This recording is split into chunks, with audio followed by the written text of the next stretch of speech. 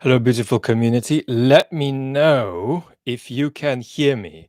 So give me a yes, we can. Give me a yes, we can in the comments. This is an analytical live stream about the so far mild mess breaking loose in Russia. This is an analytical stream. If you're new to this channel, this is the main channel, Vlad Vexler. Myself and this community converse very regularly on our second channel, Vlad Vexler Chat, and here we share more polished videos analyzing Russian politics, the Russo-Ukrainian war, and what it all means for us who are living in the West trying to keep our democracies. Everybody is very welcome. Rachel, Anne, everybody. Lovely to see you all here. We're going to get going. And this is what I want to say to everybody who is with me now. We're going to be taking a peek at a couple of other people's analyses as we talk, but we're not going to be a rolling news live. This is not what this channel offers. And I genuinely encourage you, if you want to be hyper connected with anything that changes on a 10-minute by 10-minute basis, please jump off, come back here according to your needs. So let's get going.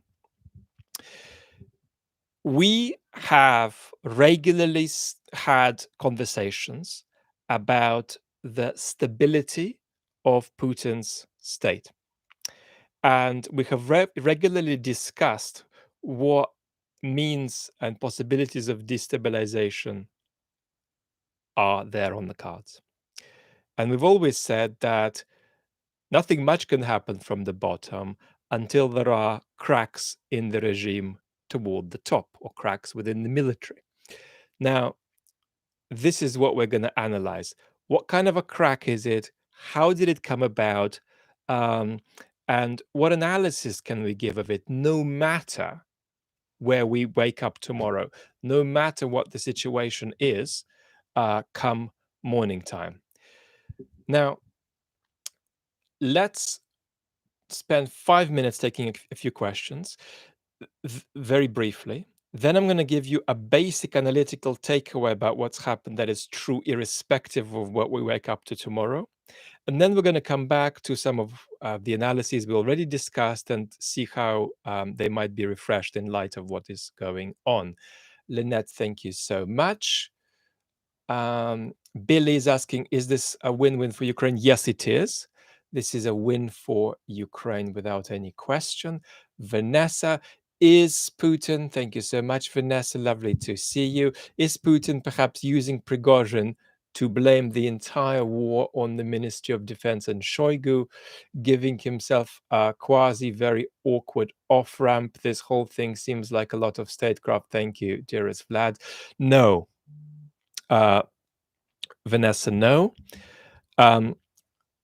This started off as a game that was absolutely functional for the Kremlin. And in an earlier video today on the second channel, I pointed out two ways in which it was functional when we talked through the Twitter thread that I shared earlier before all hell broke loose. And what I said was that this was serving Putin's regime in at least a couple of ways. What are they? Let's have a look. For the Kremlin, Prigozhin's usefulness is as a fake revolutionary who redirects blame for the war going badly from Putin to Shoigu, or from Putin to the Ministry of Defense. So it's a kind of a spoiler role, a character who dampens, redirects pro-war displeasure that may otherwise be directed at Putin, redirects it away from Putin.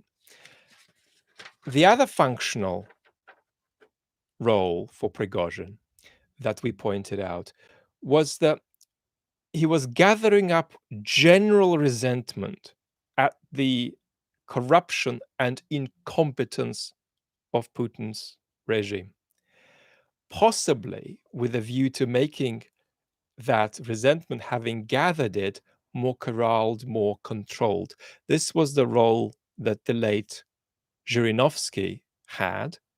He would gather up the more radical voices so as to keep them under greater control. This was a more minor functional benefit of Prigozhin. What has happened is that the fake revolutionary game has got out of control. Today, quite certainly, we heard a fundamental critique, not just of the prosecution of the war, but of the war itself from Mr. Prigozhin. Moreover, Mr. Prigozhin said that this war was brought about by a kind of innocence and isolation suffered by Mr. Putin, as a result of which he could be manipulated by various forces, in particular the Ministry of Defense. Innocent Mr. Putin was pushed into this move by mean manipulators around him. This is a more direct attack on Putin. Let's be absolutely clear. That remark that Prigozhin made a few weeks ago about Putin being a pathetic kind of granddad was, in my opinion, and in the opinion of most experts, not directed at Putin. So something began to shift, and we're going to know more about this by morning. The reason this situation looks peculiar to us, Vanessa, is that it's not clear how Mr. Prigozhin could win if he is seriously engaging in some kind of attempt to take his mutiny beyond his Telegram channel. Now, Mr. Prigozhin might not be very well, and we don't know what's going to happen with him. But his Telegram channel grew enormously. I think it gained something like 100,000 followers just in the last few hours. So it's excellent for his channel growth, but it's probably not good for his general safety and well-being. But one of the speculations we might put on the table is that Mr. Prigozhin knew that something bad was going to happen to him, or something bad was going to happen to all the people at the top of Wagner, so he acted preemptively. The only alternative to this is that he actually thinks he can win. And what would winning look for Mr. Prigozhin, as implausible as that appears to most experts? Winning would be Mr. Putin. So this is not a march against Mr. Putin, according to Mr. Prigozhin, if this is a real march at all, of which there is little evidence so far. But what Mr. Prigozhin would sort of visualize here as a win is Mr. Putin putting up his hand and saying, yes, I have made a serious human resource mistake, and I'm now going to get rid of Mr. Shoigu and some other folks in the Ministry of Defense. It is not easily available to us as a realistic scenario, right? So this is what we're starting with. Either the thought that Mr. Prigozhin genuinely considers that he's got a chance of winning in this, and that might be, if that's true, we should be skeptical about that, that this might be a kind of a product of an excessive closeness with the war, to put it mildly. Or Mr. Prigozhin thought that he was essentially being moved into some kind of a corner, and he needed to act because he wasn't facing a good outcome anyway. So let's take a little break and take some questions. Christopher is saying, let's wait and see. Moscow is on high alert. Prigozhin saw the writing on the wall. Christopher, I think this is a very reasonable speculation about what we might be seeing. And it could be an explanation for why Mr. Prigozhin is taking an action that does not plausibly look like it's in the initial stages got any chance of success. But we're going to see what happens. One of the things worth putting on the table straight away is the inherent obscurity and opacity of regimes like Mr. Putin's. It's not only that Mr. Putin is running a tyranny, right? It's that Mr. Putin is running a tyranny that is a kind of a blend between the board of a corporation and a mafia organization, where a lot of the key roles are informal. So it's not just that this state is untransparent to us in its workings, it's that its workings are pliant and ever changing. And that makes it especially hard to see into what is going on behind all the walls that matter. The inherent lack of transparency in such regimes is going to create a little bit of opacity for us, at least for a matter of a few hours. I'll take a few more questions, and then I'm going to give a very basic analysis that is true irrespective of what happens in the day to come.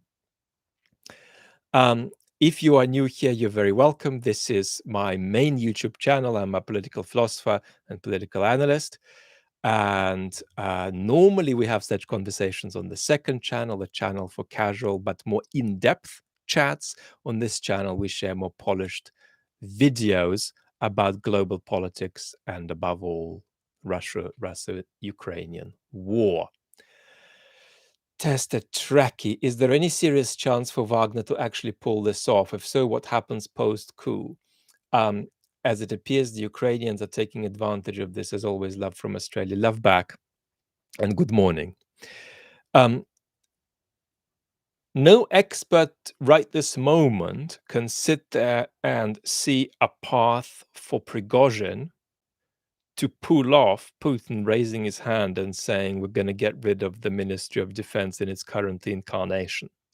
However, we need to give more time to understand why Prigozhin has done this and what the consequences are going to be for him. But in the moment, I will say what I think will be a major consequence for the Russian state, no matter what happened. So as far as your basic question goes, Prigozhin's chances of pulling it off, getting rid of Shoigu, for example, are not significant.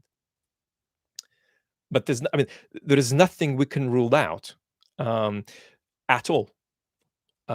This conflict does not have parameters. This conflict is a product of Mr. Putin's imperial vision and his particular ideas about his regime security and the way his imperial sense of mission, right, which entails proprietorial control over all of Eastern Europe, right?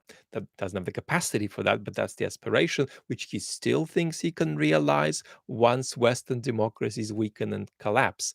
Mr. Putin is in this respect a kind of anti-Fukuyamian. He doesn't think the fate of liberal democracies is progressive. He doesn't think the fate of liberal democracies is contingent. He thinks it is in a certain kind of negative, on a kind of a certain kind of negative Hegelian track, that it is inevitably bound to deteriorate. He thinks that can still get him there.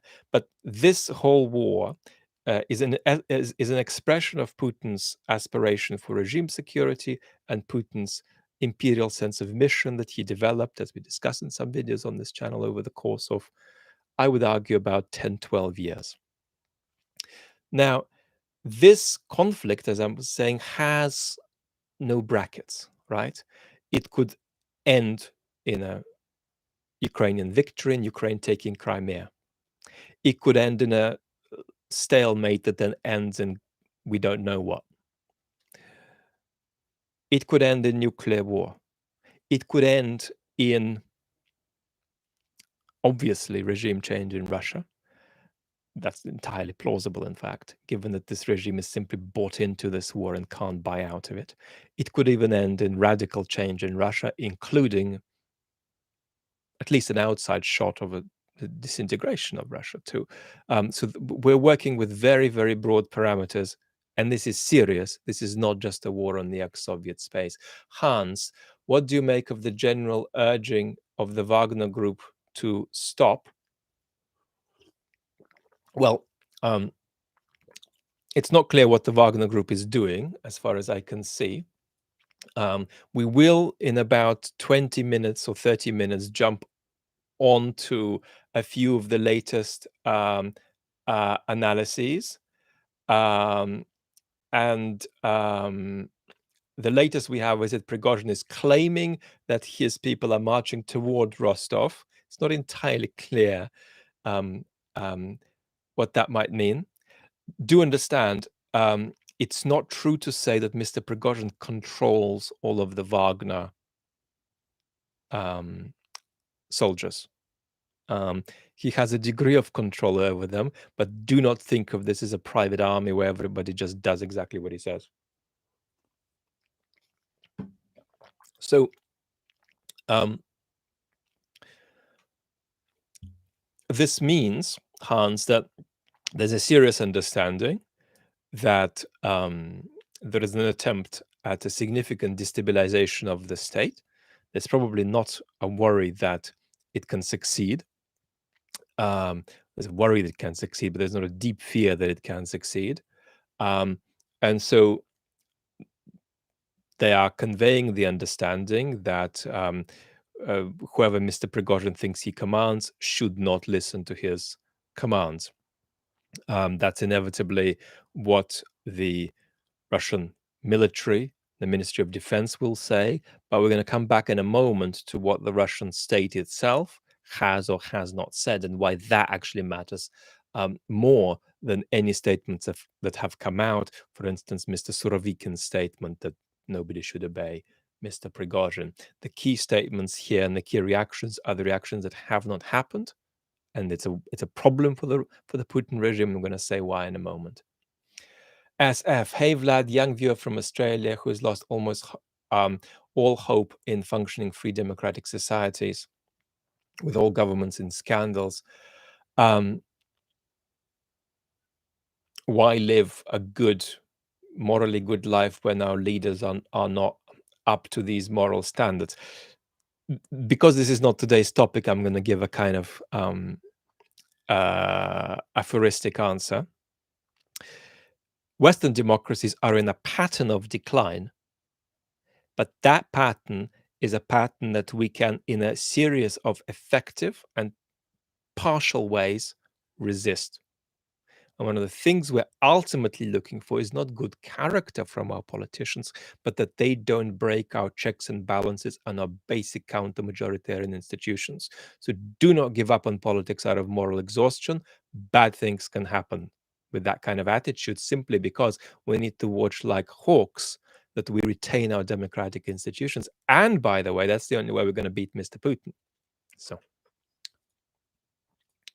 Mr. Putin is wanting these institutions to lapse so that our support for Ukraine can cease. Crimson Strike, any credibility to claim that the Russian army units are refusing to engage and stop Wagner?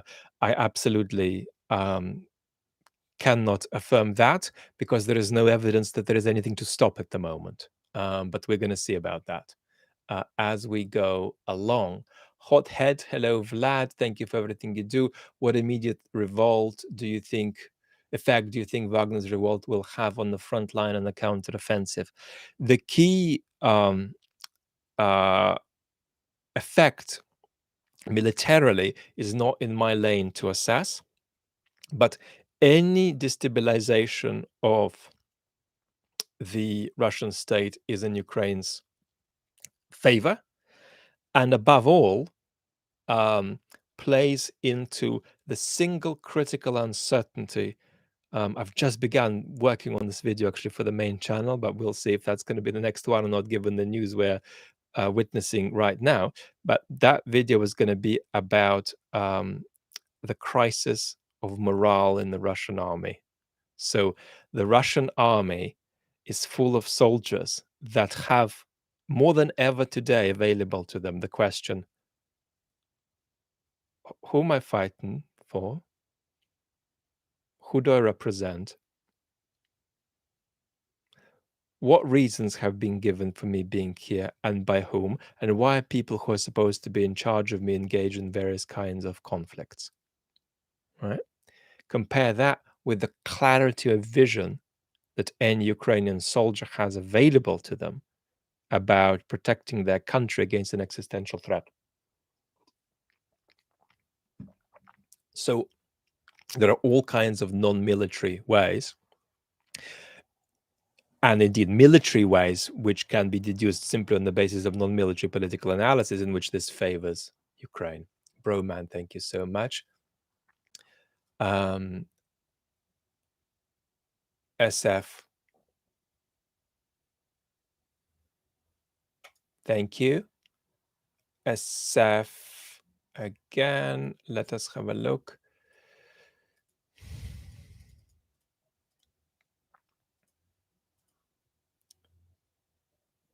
Prigozhin saw the writing on the wall. We've done this, we've done this, we've done this. Okay, we're now going to jump to a critical bit of analysis. Let's take James's question first. Did the strike by the Russian MOD against Wagner actually happen? There is no evidence that it happened that is available to me at midnight 23 UK time, 24th of June. Unless something happened since we've been on air in the last 20 minutes. So I want to take 2 minutes to say something of fundamental importance. Now, it's possible that what we're witnessing, as far as existential threats to the Russian state go, is mild. That is, as far as what we know this very minute goes, is the correct interpretation. But despite that, there's something really important that we can say that we couldn't with confidence say. We couldn't say at all, in fact, even a few hours ago. And it's this. The only institution that has political legitimacy, or a perception, more accurately, of political legitimacy in Russia is the institution of presidency. Mr. Putin is the only institution, political institution in Russia that has perceived legitimacy. That is why, indeed, the majority of the Russian population, 50 to 60% of the Russian population, that is in a radically depoliticized state, don't support the war directly, but rather outsource politics to Mr. Putin so that Putin can do what he needs to do as the legitimate sort of neo-monarch. And that means that they would have supported Putin doing the opposite of starting a war against Ukraine. They would have supported Putin giving Ukraine $1 billion and giving them some territory rather than stealing Ukrainian territory. But that kind of passive outsourcing of politics is predicated on a certain level of purity that lone legitimate institution has. And when I say legitimate here, I just mean perceived legitimacy. Mr. Putin is not a legitimate president of Russia. Mr. Putin is not any more a president of Russia than you are in terms of political legitimacy. Mr. Putin has power, but he has not much of a strong case that he is, even in the broadest terms possible, representing the interests of his citizens. And there's a very strong case that he is acting against the interests of the vast majority of his citizens. Legitimacy is measured in terms of what one does at home. So we're not talking about the catastrophes Russia is creating in Ukraine every day. But Mr. Putin is not a legitimate president, but he is a president who has perceived legitimacy, right? And that institution has cracked to some extent today. And that crack is irreversible. Let me explain to you how this works. In democracies, too, we have institutions and rituals we believe in. But If in our democracy a certain procedure or even a certain democratic ritual is broken, let's say broken for the first time in 50 years or 100 years, something happens to that procedure. Even if it is complied with the next 10 goes after it's broken just one time, it's lost a certain sacredness, right?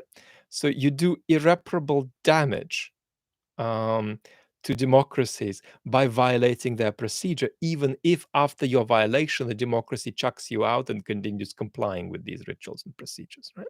So we understand that process of loss of sacred aura, right? Around institutions and processes that have perceived legitimacy. So this bursts a little bit of Mr. Putin's aura as the solitary institution in Russia. I'm like a broken record here. I'm repeating it myself, over and over, but this is really important. That's why I'm being so obtusely pedantic. Um, Mr. Putin's aura as the solitary political institution with perceived legitimacy in the country is damaged now a bit more than it was, and that damage is irreversible.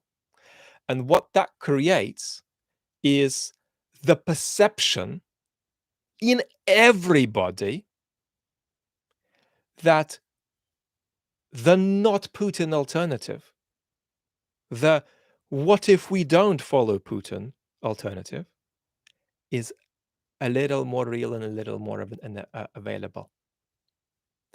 I grew up in the Soviet Union, and there was the perception in the Soviet Union that the Soviet Union was eternal, that it couldn't end. Not because nothing ended, but because of a rather kind of a magical thought that it was in a certain way out of time. And Soviet citizens didn't like the Soviet Union much. They wanted to get back into time and not be stuck in this capsule out of time. And then the capsule broke. That is a little bit how many Russians perceive Putin's power. Right? And that aura of perceived legitimacy has taken a little bit of a knock.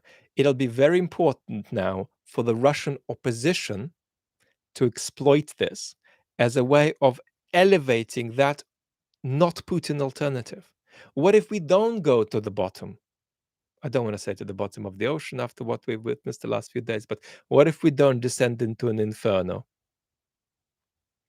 with Mr. Putin and choose a different path, and a path that rejects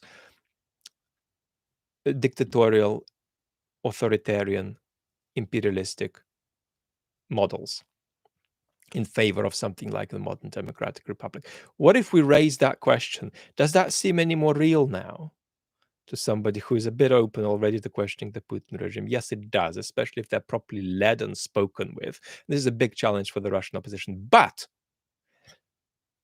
the liberal democratic opposition today is not the main opposition to Putin in Russia. The main opposition are the Z radicals. And it's available just that little bit more to them now, too, to say, what if not Putin? Right. So that little bit of aura has been broken. And that there were hours in which Mr. Putin said nothing, after which the Kremlin broadcast his message in connection with whatever the Russians call it today, Young Person's Day, Children's Day, God knows what it was. Mr. Putin made a message today, pre-recorded one, addressing young people. So that perception of uncertainty, indecisiveness, these hours of silence from the Putin regime, a lack of clarity about exactly what they're planning to do about this, and just the perception that this is possible, that this has been done, that even without being backed up by actual capacity, the regime is being questioned like this, right? That raises questions which can't then be taken away again off the table. So there is, as I just put it in the note to self, a perception of a crack in the vertical of power. So we're talking about a perceived crack here, and it's irrelevant for the purpose of that crack what happens in the next few hours. Even if Mr. Prigozhin makes a message saying, "I'm so sorry, I got this wrong. I'm just a little bit potty, um, as I'm in the middle of this war, and I take everything back," that's not going to change what I've just said. So there is a crack in the only political institution um, in Russia that has perceived legitimacy. This crack is small. It's small, but you don't want cracks like that, because these cracks lead to other cracks, even if other cracks are also small, even if other cracks come with a delay. But you can't take away this little crack. There is no way to sort of um, get rid of it and go on as though it never happened. So there is no immediate existential threat for the Putin regime, but we are now on a track whereby Putin is going to be managing a process that is increasingly not going to go in his favor, though this could take a very long time. So this crack has happened, and I think this is the most significant thing to say about what we've witnessed. Um, if you're new here, what you've just witnessed is a rant, and these sometimes happen. These sometimes happen on this. Actually, rarely on this channel. On the second channel on Vlad Vexler Chat, you're watching my main YouTube channel. I'm a political philosopher and political analyst. And if you're new here, you're very, very welcome.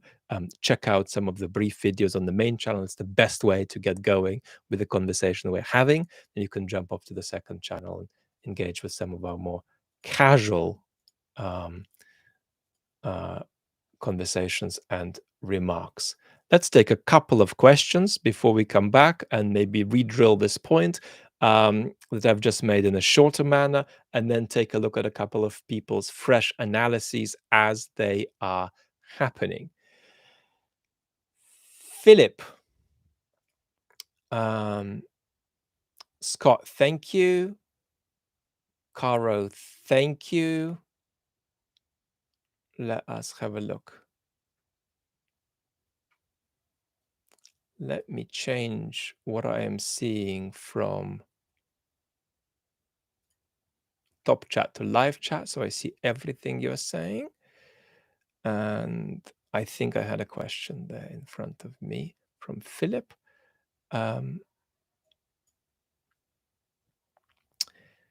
Thank you, Vlad, for helping us in the States to better understand Mr. Putin and Mr. Putin's aura as the solitary perceived. My pleasure.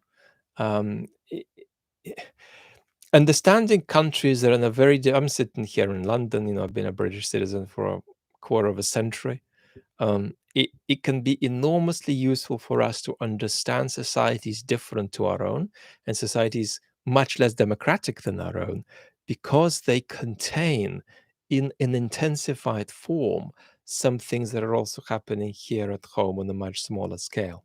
So part of the fascinating thing about conversations like the one we're having is that, properly had, they increase our capacity to orientate ourselves in history, to orientate ourselves on that spectrum of possibilities of what might happen to our democracies, and take action that drifts us a little bit more toward the more hopeful and constructive directions that our democracies might take.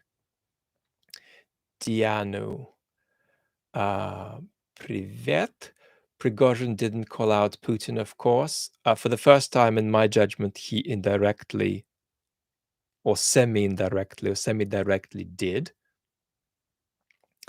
but only today. Is this because he understands Putin is so popular at home, or is there another reason? Even with this march that is not so far happening, or that we are not sure if it's happening so far, Mr. Prigozhin is not saying he is marching on the Kremlin to get rid of Putin. He is marching with a view to conveying the important message that Mr. Putin needs to rejig his Ministry of Defense. But that's a pretty big ask, And that is tantamount to a certain kind of attempt at a coup attempt. At the moment, the Putin regime is not giving us any indication that it is unstable. Now, you might find that a peculiar remark to make, but at the moment, there's nothing we're seeing that indicates that Mr. Putin can't be there a year from now. So Mr. Prigozhin, however, is saying that Mr. Putin needs a change of course. And your question is that because Prigozhin understands some of what I've said about Putin having this perceived legitimacy like no other political institution in Russia does? Yes, absolutely. And that is why he has been careful up until today not to go for Putin. But today he went for Putin quite a bit more by saying that Putin has been isolated from proper decision making and that the war isn't properly a product of Putin's mind, but it's something that's sort of been imposed on him, and out of certain incapacity to see things straight, is gone ahead with it. I mean, that does. The idea that the war is not a product of Putin's mind, of course, that's an absurd idea. Because probably not a single other person, plausibly, not probably, plausibly, no single other person in Putin's Security Council would have started a full-scale war against Ukraine. It seems a few would have started a war against Ukraine, but it's not obvious that any other person, even the more hawkish ones in Putin's Security Council, would have started a full-scale war against Ukraine. So there's nothing more obvious as a candidate for being a thing of Putin's mind in this war, but Prigozhin is saying it isn't. That is pushing things a bit far. Jessin, hello Vlad. If Prigozhin wins, would other Wagner branches escalate other crisis points?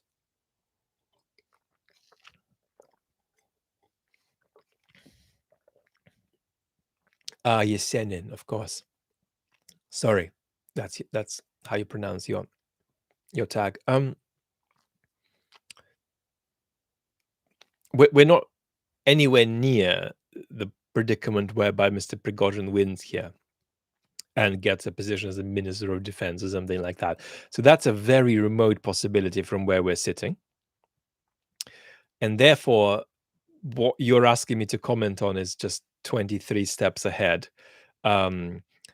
So I'm going to say that probably takes us a bit too far. And therefore, from where we're sitting, the answer is no. It needs us to follow this story a bit more and for it to surprise us quite a bit more than it has done so far.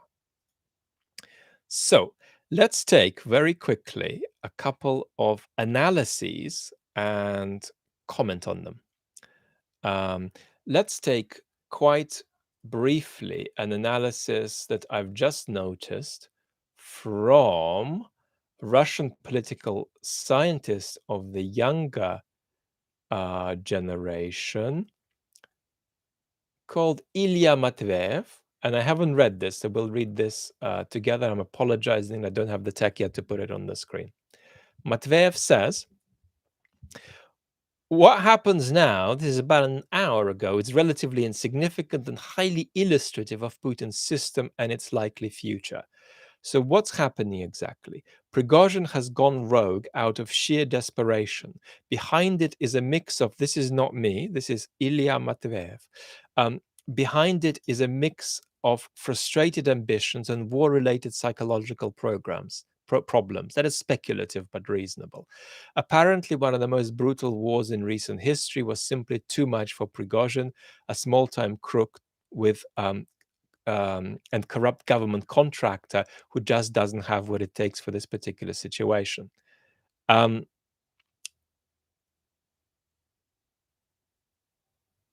Seeing hundreds of dead bodies in Bakhmut drove him to do something and avenge the senseless death of his boys. So what Ilya is indicating here is that there's quite rightly a conflict in Prigozhin's mind between advocating for Wagner and serving Putin. And what he was trying to do was balance the two, advocate for Wagner while serving Putin. And what I said earlier today was that there's an aspect of this that, in my capacity as a political philosopher, I'm not qualified to assess.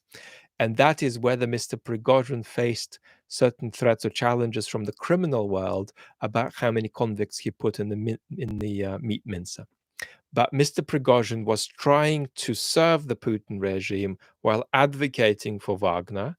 And for a while, it looked like he might get away with balancing this in a way that was functional, or at least sort of serviceable for the Putin regime. And it reached a point where it's got out of control. Not only will Mr. Prigozhin be unsuccessful in his half-hearted coup attempt, Ilya Matveyev says, but nothing will happen at all because he doesn't command Wagner troops. It's important that there is weight to that claim. Even if it's an exaggeration, perhaps there is weight to that claim, that Prigozhin does not have the capacity to get the Wagner troops to do what he wants. They have their own commanders, including former and current army generals. Despite Prigozhin's public outbursts, Wagner is in constant contact with the army and gets all weapons and supplies through the army logistics. This is very important. It's the only private military company in the world with its own fighter jets. Did Prigozhin buy those fighter jets for his company? For all intents and purposes, Wagner in Ukraine is part of the regular military with some unique characteristics. Prigozhin's personal role in this story is much smaller than the media makes out. That is true too. In the next few days, or even hours, Prigozhin will be arrested, or more likely, he'll continue his memeing career from somewhere outside of Russia, and that'll be the end of it.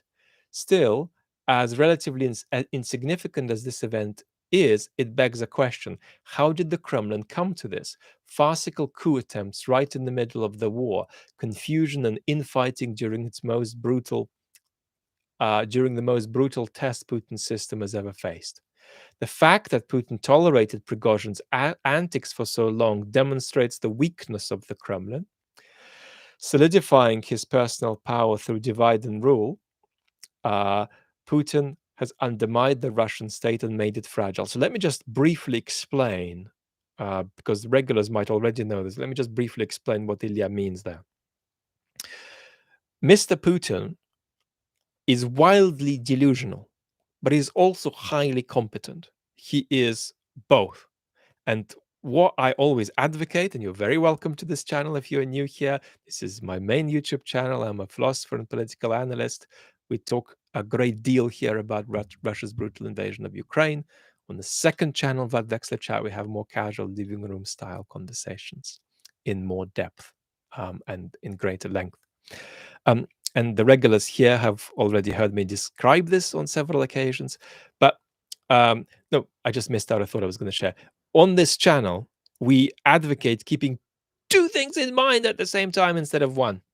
We live in a culture where we're encouraged to keep one thing in mind in a situation where we should keep two. And the two things we should keep in mind is that the Russian state has pockets of competence and many more pockets of stratospheric incompetence. Likewise, Mr. Putin is enormously deformed by staying and corrupted psychologically by staying in power as a tyrant at the top of a very weird quasi-mafia-like autocratic regime.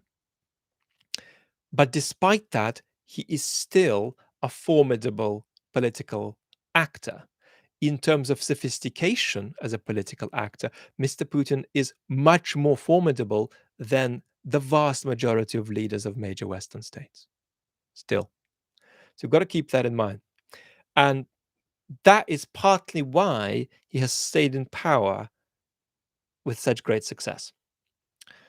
Now, a key thing that he used to do, and this is what Ilya in this thread is referring to, is outsource power to people in his court so that they engage in organizing things he should be organizing, in doing things he should be doing.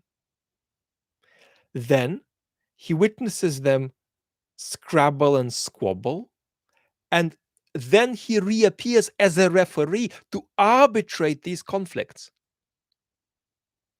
And that worked very well with this business of this aura of, monarchical perceived legitimacy. Putin practiced this for years successfully. In fact, one of his advisors, who died recently, who became a very strong anti-Putin person, Gleb Pavlovsky, said that while it's not the most important observation to make, it, it, it's potentially an interesting observation that what Mr. Putin was doing was possibly a criminal offense on terms of Russian law, namely sitting there and giving away the power of the presidency to somewhat random folks with somewhat random roles and telling them go ahead and do it, and then coming in and refereeing their activities. Right? But the problem is that this refereeing approach got extrapolated onto a context of full-scale war. And so what normally would have been a sort of a typical merry-go-round of conflict in Putin's court is now a mid-war conflict between one bit of his army and another bigger bit of his army. Right? So this is just an intensification and an extrapolation into the context of war of a modus operandi of Putin that is completely historically standard and historically successful with dazzling consistency. And here Matveyev finishes his thread, solidifying his power through divide and rule, what we've just explained, that has got out of control at wartime but used to work in peacetime. Russia invaded Ukraine in 2014, so forget about peacetime, but before 2022. Solidifying his personal power through divide and rule, Putin has undermined the Russian state and made it fragile, as illustrated by what's happening now. Bottom line, Ilya says, while the coup will be unsuccessful, it reveals the flimsiness of Putin's system. The next episode of infighting could be the end of it. So I like that direction. I mean, that's a bit strong for me, but I like that direction from Ilya, which takes seriously the idea that you don't get to undo a crack, and therefore what matters is not necessarily this crack, but crack number 7. And let's not think about the ocean analogies, which is the direction I'm inadvertently heading in again with my metaphors. Welcome everybody to this analytical chat about Mr. Prigozhin's quote-unquote coup attempt. Let's now see if we can take a couple of questions floating about.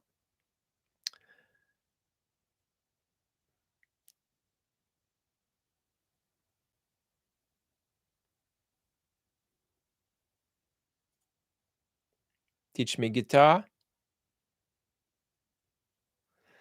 Hi, Vlad. You rarely reference the Mafia as a relevant part of the regional story. Do you dismiss the organized crime source of the Putin narrative? In quote-unquote overcoming organized crime, Mr. Putin created a situation where the state itself became an expression of it.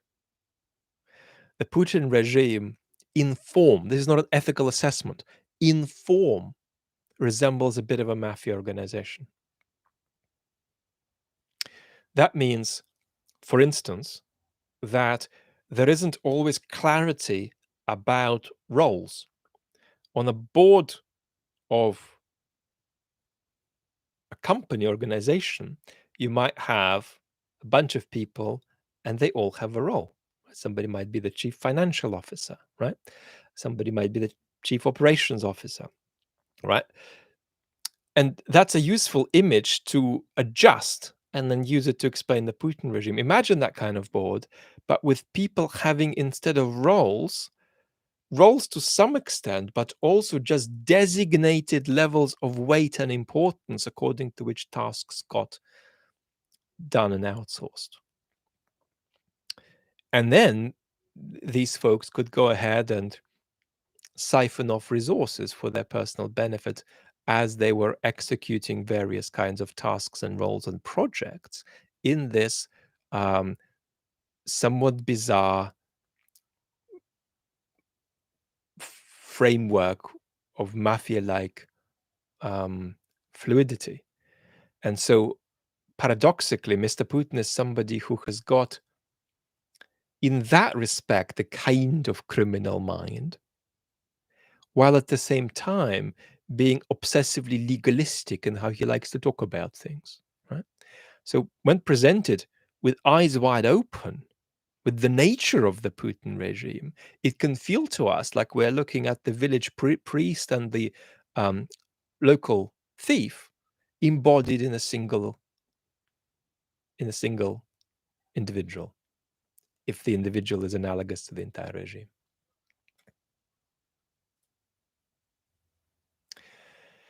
Yeah, no, a lot of people are advocating for the breakup of Russia. How do you feel about that possibility? Personally, I just want a nuclear responsible government. I think a nuclear responsible government is vital for us to get from Russia. But the point about Russia breaking up is that it's not moral goodness. It's not something you can be for, like you're for a moral principle. Like I want folks to be treated fairly, for example, right?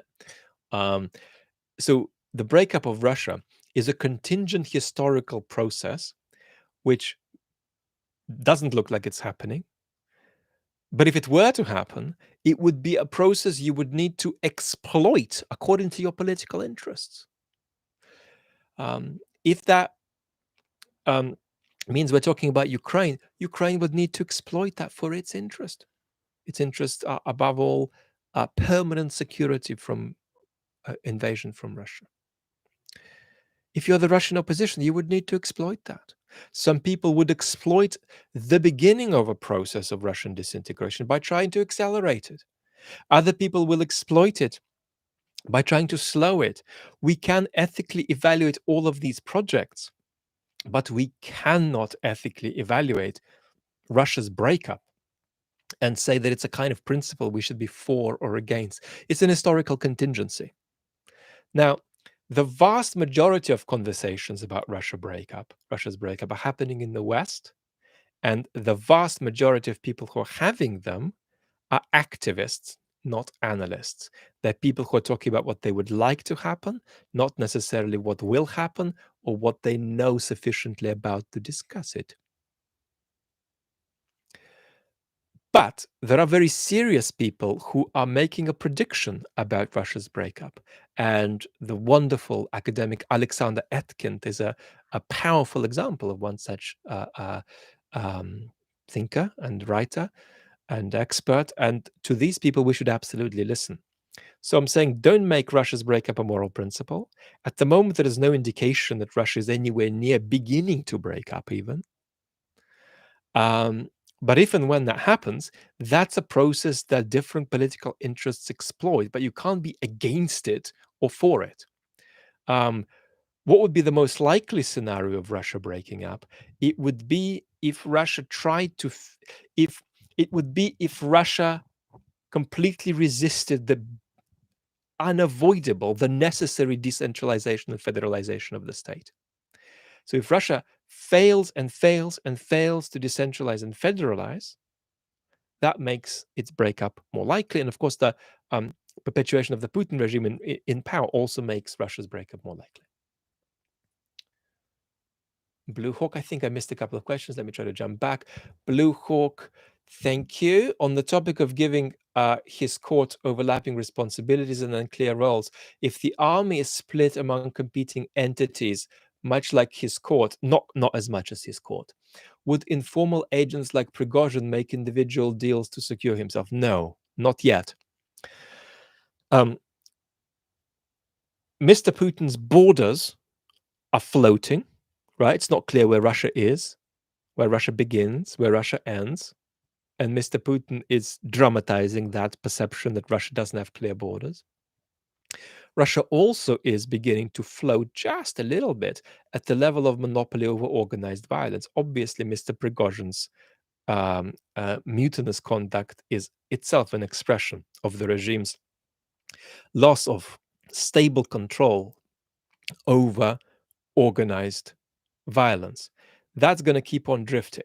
So I wouldn't say that we're anywhere near the situation you're describing yet, Blue Hawk, but where we are is that certainly Russian soldiers can ask, who am I fighting for?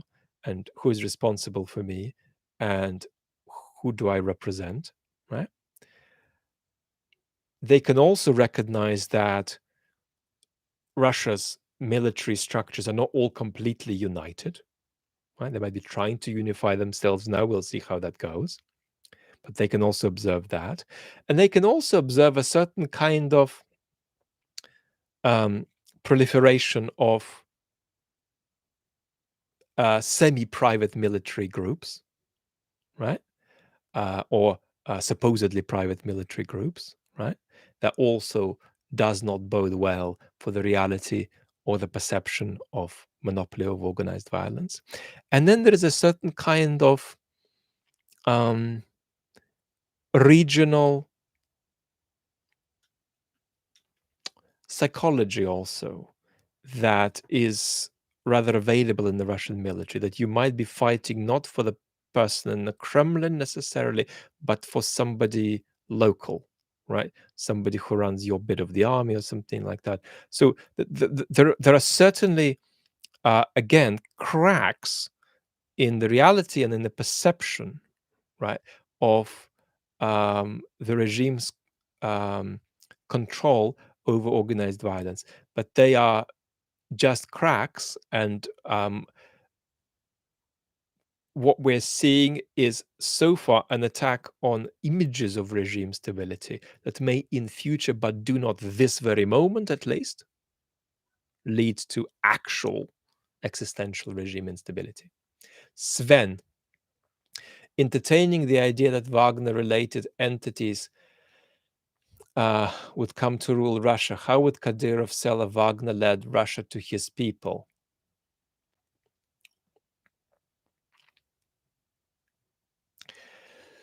Well, I'm not going to sort of push back because it's obvious that we should, and it's obvious you're asking a hypothetical question. It's not even a coherent proposal to say that Wagner is going to take over Russia, because it's not clear that Prigozhin controls Wagner more than the Russian military does. But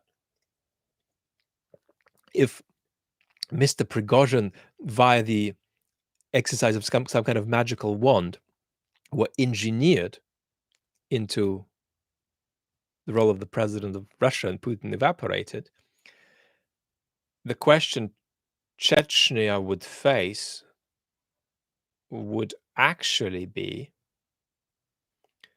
do we want to join Russia or do we want to separate from Russia? With both scenarios being an alternative to the current situation. Because in many ways, Chechnya is, despite being hugely centrally funded, is autonomous. For example, it has been the case for years that Moscow does not have monopoly over organized violence in Chechnya. The Russian police cannot just go into Chechnya and arrest anybody they like. So if Chechnya is to be separate from Russia, it's to be separate from Russia. But if Chechnya is to be part of Russia, that would not be a continuation of a status quo. It would be a change to the status quo, right? So I think that's important. That kind of peculiar autonomy is important to keep in mind. But for ordinary folks who are in Chechnya, who are stuck with Kadyrov's tyranny, the question would be, well, if Russia is going badly, then there's more reason not to be with it. If Russia is taking a democratic turn, it's better to be with it, potentially. Russia is very, very far indeed from taking any democratic turns. Let's have a look at where we are. I'm struggling a little bit more than usual today with my chat jumping for some reason. Let's blame it on Prigozhin's bots. And so I seem to be having some things appear and disappear, and I'm missing a few comments, and I'm having problems scrolling. So apologize if I miss you. I am doing my best. Trevor, behave with your rude comment. Are there similarities between Putin and Satan? The desatanization narrative about Ukraine has largely disappeared because Russian propaganda has reformatted this into a massive war against the West in which Ukraine is supposedly playing an incidental role. That's been the dramatic change in Russian propaganda. When the war started, it was something Russia was doing to Ukraine as far as Kremlin propaganda went.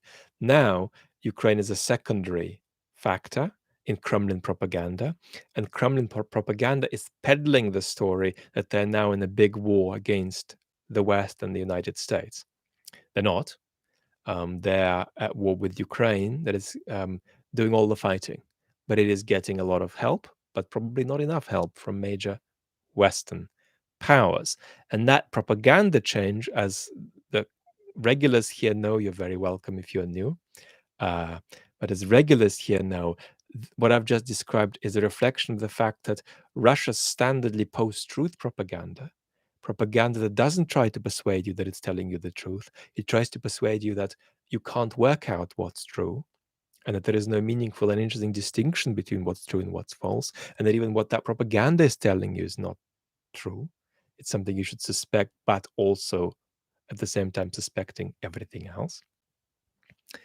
That post-truth propaganda has gone down from being 100% of what the Russian state does to being about 80% of what the Russian state does, because now they're pushing a non-post-truth kind of alternate reality propaganda. Alternate reality means we're not going to confuse you, but we're actually going to push a message and say, you actually do believe this. This is what you need to believe.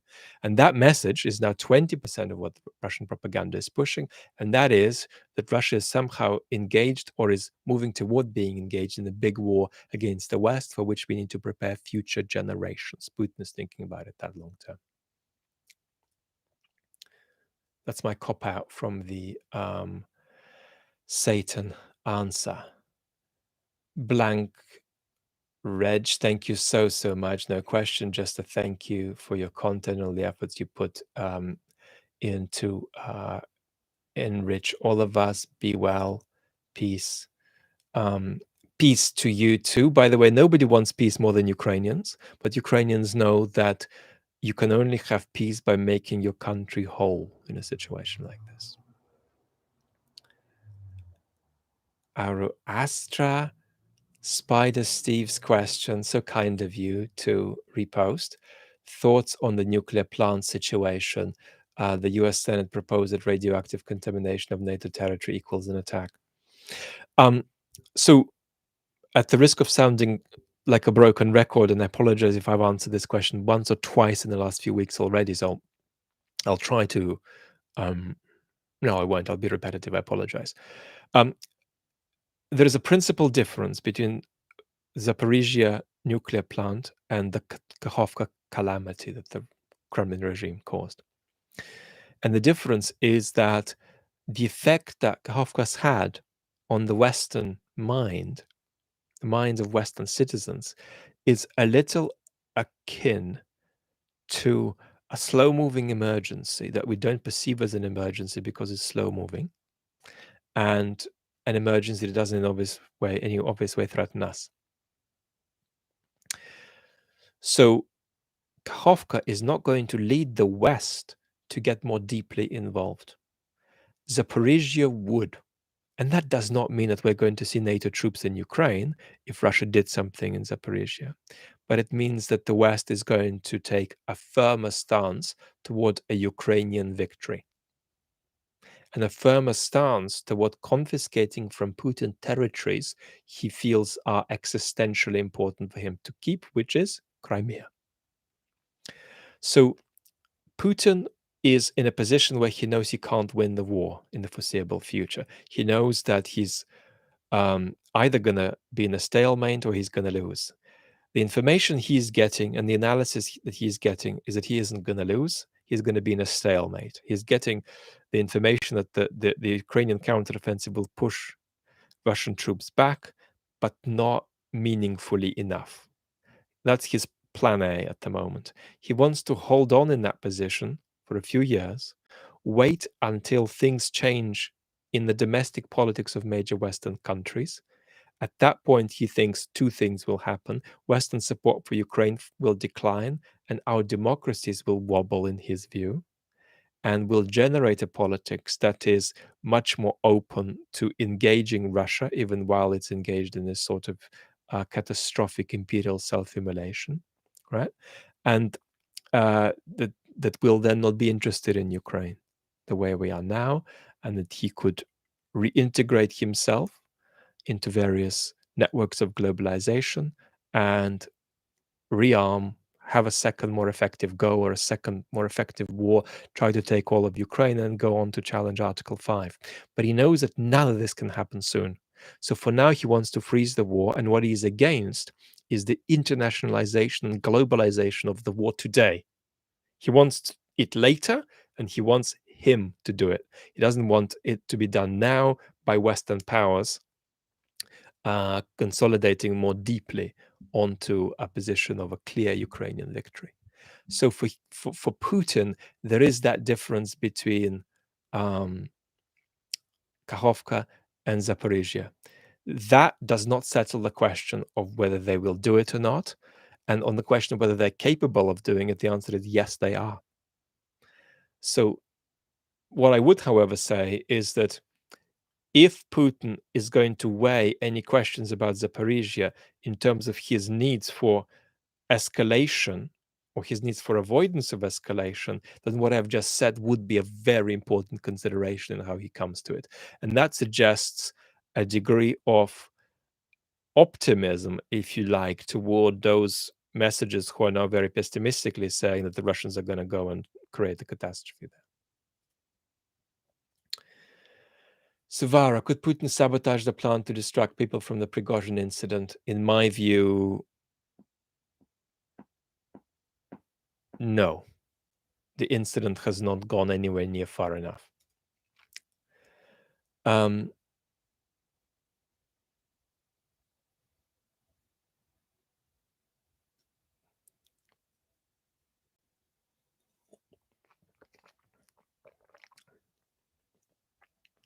Random character. You want to try that in English for me?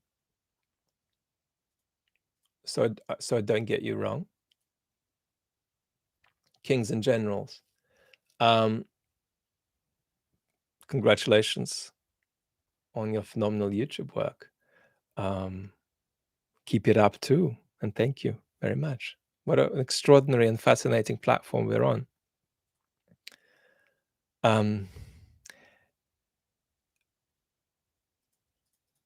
Or let me just come back to the previous question.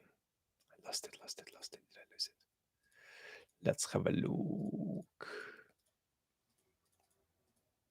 I'm having some problems losing a few chats. I'm really struggling to scroll back through. My apologies. I'll keep trying. Jason, by the way, either to the previous question, either try in English or DM me. Any thoughts? This is all psyops from FSB Kremlin. No, it doesn't look like it. That could have been ruled out a few hours ago. This seems like such a fantastically public humiliation in Russia. Is Putin already done for behind the scene? Adam, thank you. And this is just staged to the public. No, there's no evidence that Putin is done for. Putin's power is stable, but a key political institution, which is his aura of perceived legitimacy, he's the only political institution in the country with perceived legitimacy, has been cracked by this. And that is a crack that only goes like this with time. but I mean time. And I don't mean 7 days, I mean more like 7 months to 7 years. Um, so Putin has experienced today a change in the character, right, of the perceived legitimacy of his regime, but that doesn't mean he's unstable today or that he's going to be unstable tomorrow, Jason. But is this real? This is real. Yes, Mr. Prigozhin has gone off on one without doubt.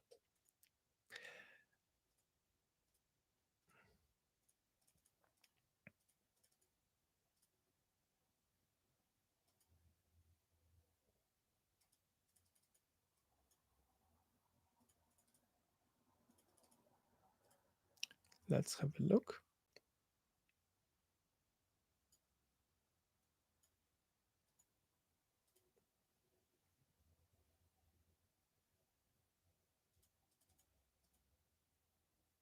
Joshua. Given Putin is a 70-year-old man, could this be a death of Stalin moment? Well, don't forget that Mr. Putin has probably better medical care than the President of the United States. I think the President of the United States would have better medical care if they experienced a medical emergency.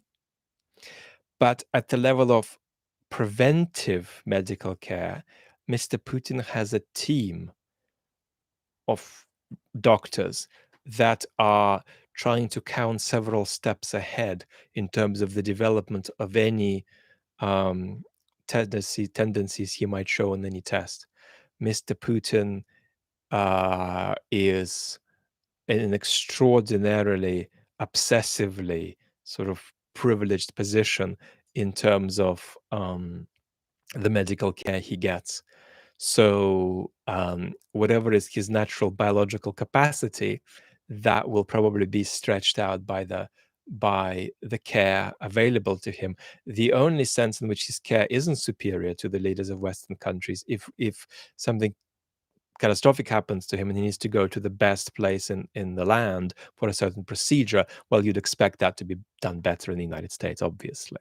But at the level of, there are just not, a team of doctors sitting around and ongoingly reflecting on how every number on the pages of the prime ministers or president's medical test is trending. But that is happening with Mr. Putin. So, and he is um, genuinely convinced that to some extent his will is personal will is an expression of the cultural destiny of Russia, right? So he has that level of delusion. And therefore he thinks that his obsessive medical care needs are just a reflection of cultural necessity. Now let us have a look at anything dramatic that has happened since we began to speak. If you think that something dramatic has happened in the last hour, drop me a chat. So let's have a look.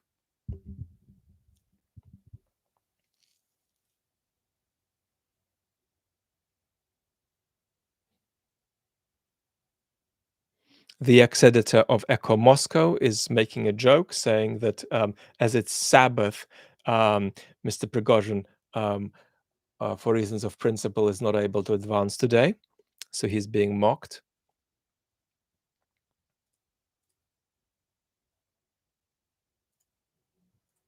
Let us have a look.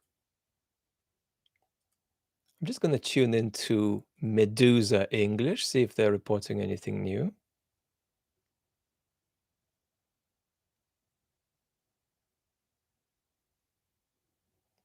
They're saying that Russian social networking site In Contact has blocked Mr. Prigozhin's posts.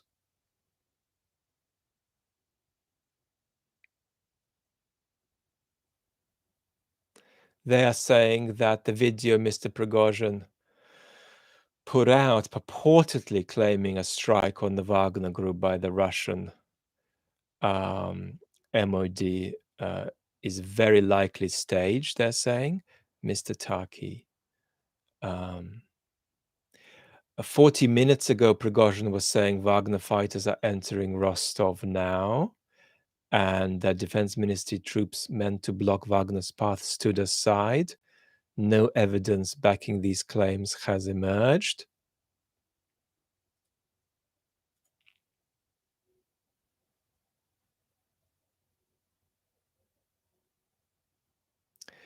Alexander, there is no chance of this intervention by Prigozhin being a deep fake because of the response now by the Russian state. The reason there is no action yet could be that Mr. Prigozhin has no capacity to order around a fictional 25,000 troops that are fictionally under his command. But it would be good if you could overthrow the Putin regime with a fictional army. So this is the level of trolling that Mr. Prigozhin's procession is now getting.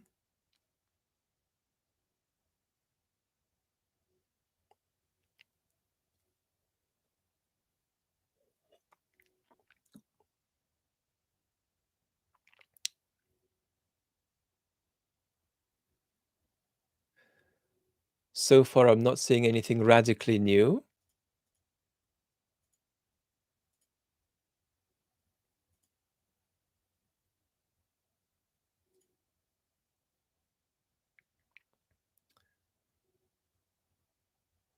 Random character, just DM me or try it in English. Okay, now I found a way of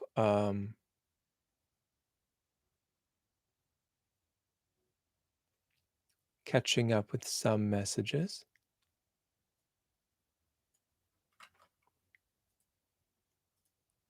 Let me just check what the latest is one last time.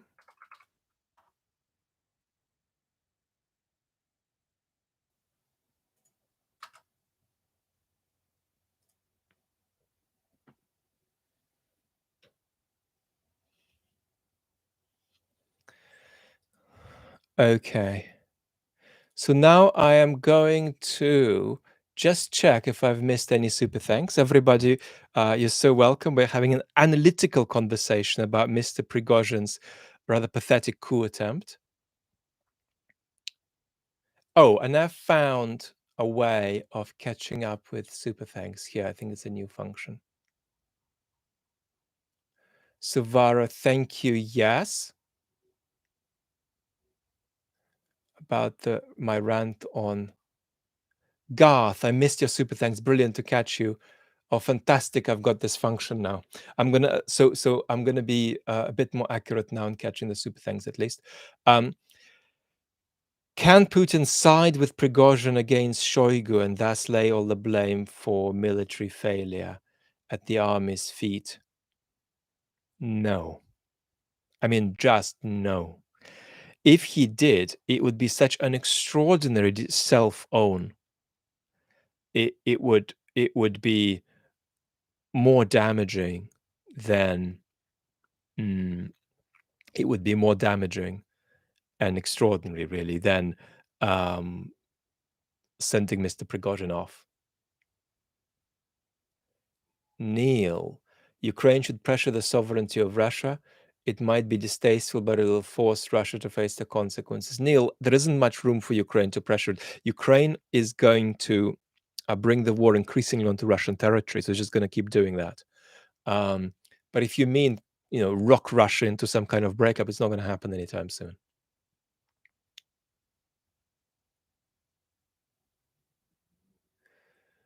CS79N, what's the best West Ukraine strategy now? I would suggest moving toward or much closer toward, at least. It's hard for the West to move right toward that, but to move much closer toward a Ukrainian victory. Timid Tom, most experts say Prigozhin has near zero lobby among the Kremlin. That is roughly true. Lynette, thank you. Gogston, thank you. Kanbei, thank you.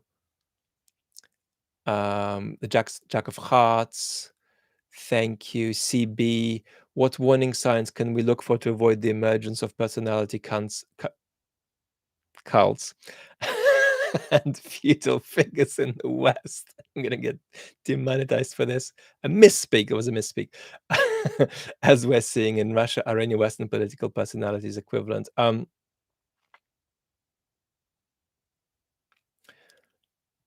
I promise to make a video about that, both on the main and on the chat channel, including a video that's a kind of a guide for us to watch out for politicians and distinguish between politicians about whom we say, "Ooh, I really don't agree with them. I really don't like their project, but they're not destabilizing democracy."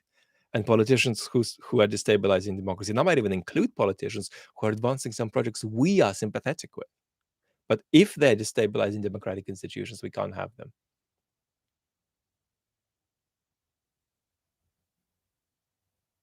Jim is saying, has there been a confirmed sighting of a single Wagner? Well, we're waiting for Mr. Prigozhin's procession. Jason Jordan, thank you so much.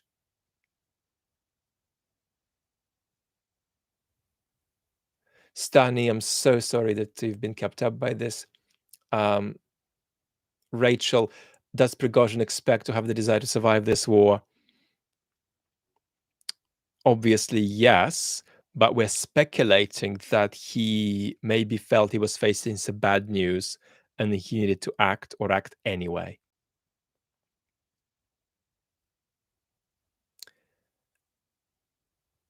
Jackie Chan saying stuff about burning Red Square. That's not going to achieve anything.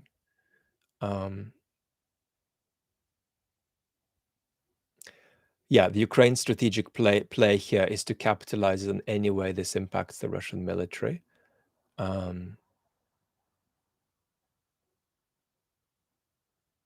Yes, Hans, we already answered you that Russian generals telling Wagner folks to not obey indicates this is real.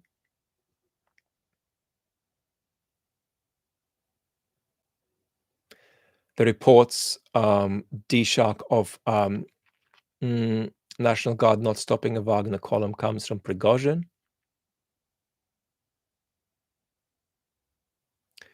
They're going to try to simply co-opt, if they get rid of Prigozhin, all of his troops, which are already anyway troops that belong to the Russian Ministry of Defense.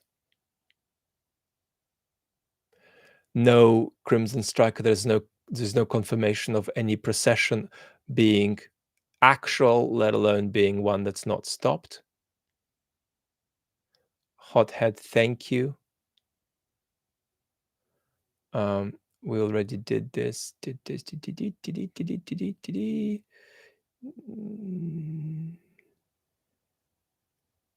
Dino, we did. Yesenin, we did. Just found a way of checking. Chico, thank you, of checking on all the old super thanks.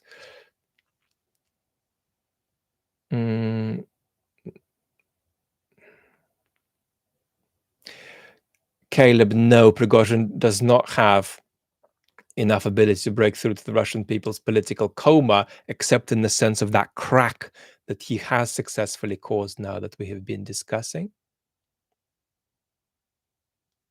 Random character, let me take your question now.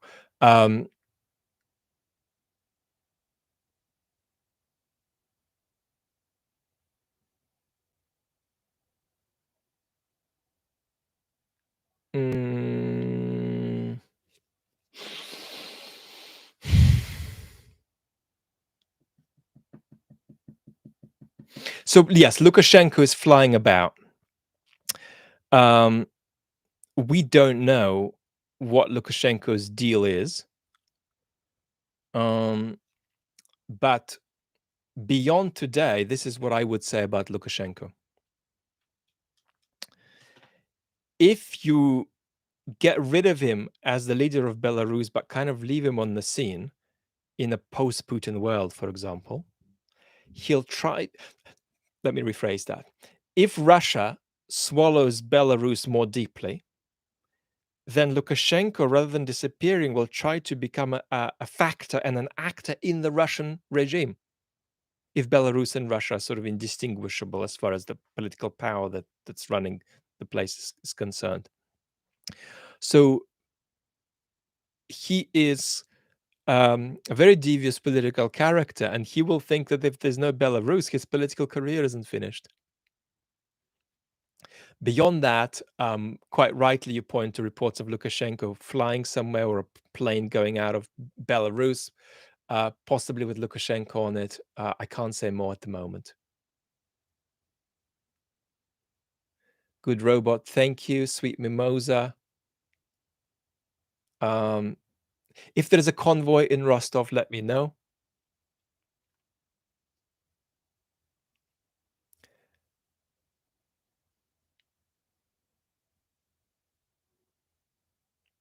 Scott Proctor is asking, will Ukraine take advantage of the current news? Ukraine absolutely will take advantage. Ukraine should have the pliancy to do this. And one thing that is certainly a military consequence of this is absolutely going to hit Russian morale. Unless you argue it's already rock bottom. But I don't think there is such a thing as rock bottom, because morale can always drop until there's some kind of a catastrophic collapse of a front and soldiers run. So morale can always deteriorate even if you start with it low. The depoliticized lump is with a quarter of an eye out for the situation, beginning to see to a degree of 4.3% the possibility of a not Putin alternative. That's how I would put it. So we're in the minor territory, but we are in the territory of a crack that puts in place a pattern. That's not a pretty pattern of degeneration for the Putin regime.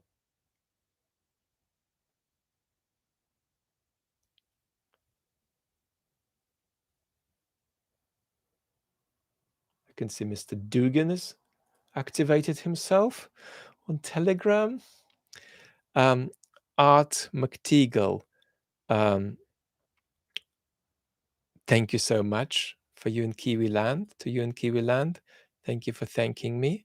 Now I'm keen to take a few super chat because we've been going quite quickly, and I haven't had a chance to take a few non super chat questions. So let me just put on my spectacles and have a look.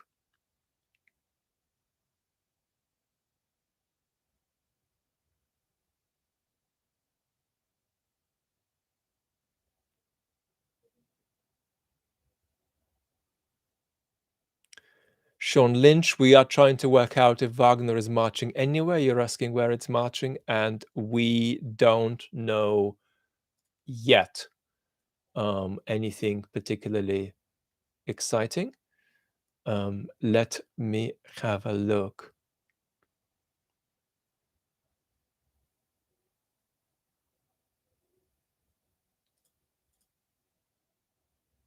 At what is latest.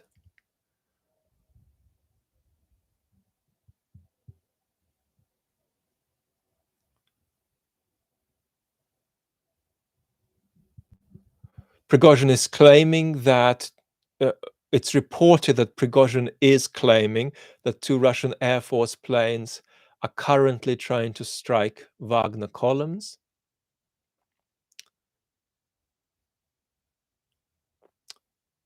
We cannot obviously take that to have any veracity. The Russian National Guard is indeed, by the looks of it, setting up roadblocks near Rostov.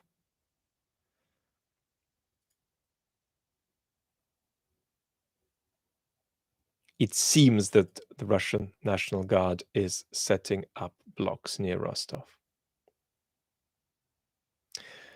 And Prigozhin continues to be erased from the Russian internet.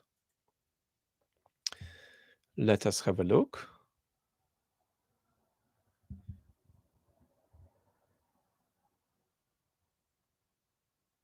Public street cams in Rostov have stopped working.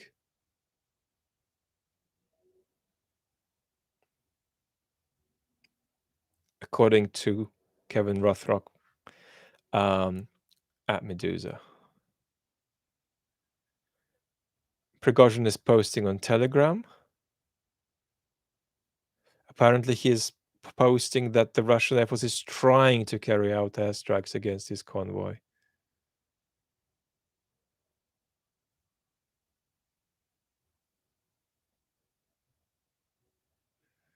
He's having a go at Gerasimov. Interestingly, all of his vitriol has been directed at Shoigu more than at Gerasimov. Now, we've had a few super things pop up, but I do want to come through and if you're really, I'll give you a go ahead in a second. If you're really passionate about your question, we'll do like a 10-minute slot in which, if your question is really important, you could start it for me with a capital word question mark, but don't start that now. We'll take a few super thanks and I will start that in 5 minutes or so. David Watkins is saying, Vlad, what happened to the intelligence chiefs who got locked up for the invasion? You are referring to an actual story there, but anybody who is locked up or anybody who is taken off duty is not going to be in a position to do much. I mean, we're not going to be witnessing any kind of FSB mutiny. Hank Norton. There's no indication of other major institutions reaching any kind of existential level of destabilization at the moment. But we're at the beginning of a trend that is a crack that's not going to be. Mr. Strelkov has posted repeatedly. It's fascinating. my Telegram app is absolutely full of these loathsome, monstrous figures. Vlad, is this Prigozhin's way of maximum harm to Russian national military morale on his way out of power, rather than a sincere coup attempt? So, what we don't have available to us at the moment is how Prigozhin could successfully do this, and how he could see himself successfully doing this. We need to leave that open. What is going on with that? In other words, is there something we don't know that made Prigozhin think he could have a shot of pulling this off? But the alternative way to think about this isn't that Prigozhin can pull this off. It's rather that he faced a certain kind of situation that looked particularly unlovely, and he thought he needed to create a drama that would anyway be no worse than whatever situation it was he was facing. So that's how I'd put it. And that situation might be something to do with further sort of evaporation of Wagner as an organization. It might be something to do with his prospects and so on. Or it might just be him losing his cool a bit, but that would be a bit of a surprise. I know I read a thread earlier which indicated that might be happening, but that would be a surprise still, because Mr. Prigozhin has been, in my view, acting rationally. In other words, all of his screams and shouts were calculated. So it's possible that he was looking at a scenario we're not familiar with that looked really unlovely, and he decided to do this. Or it's possible he thought there was a shot of success for some reason we don't know. Do you see the end of the Putin regime being anything other than a major disaster? Putin taking down tons of people and property with him? No, I don't. I think that there are plenty of scenarios in which the end of the Putin regime is a good thing, and I think that that is the majority of such scenarios. There's risks involved, but that is the majority of such scenarios. There would be enormous pressure on any successor to Mr. Putin to end the war, for example, or to move toward ending the war. So now, if Mr. Putin goes down in some kind of extraordinarily calamitous way, I would be worried about nuclear risk and nuclear escalation, of course. Is that what you're asking? If you're asking, would Putin refuse to go down without going down fighting, I think that is an important thought and a disturbing thought, and a thought we should take seriously. When you come for Mr. Putin and you knock on his door, when he's done, he's not going to open the door. He's going to try to fight you off. He's going to obstruct the door. He'll start chucking things at you. He'll try to push you down the stairs. He might try to set the building on fire, you know? So, but nevertheless, simply removing Putin from office is overwhelmingly a good thing, virtually no matter what happens after. Shishi, what will other private armies do? Well, they aren't really real if we're talking about elements of the Russian military fighting in Ukraine. They're under the control of the Russian state. If you're talking about very small private armies potentially forming on Russian territory, I believe we are looking at a proliferation of this. And we're going to see much more of that. We're going to see private companies developing little micro armies that are just large security forces. And that will not be a catastrophe until it is, right? Until a situation arises where being in such a scenario for a country is conducive to, if not civil war, then a dramatic kind of destabilization goes in that direction. Now, I'm going to take a few general questions. So if your question is absolutely vital, put question at the beginning of your question, and I'm going to try to take it. But we're going to talk about the main story today, or the stability of the Russian state. We're not going to talk about general global news or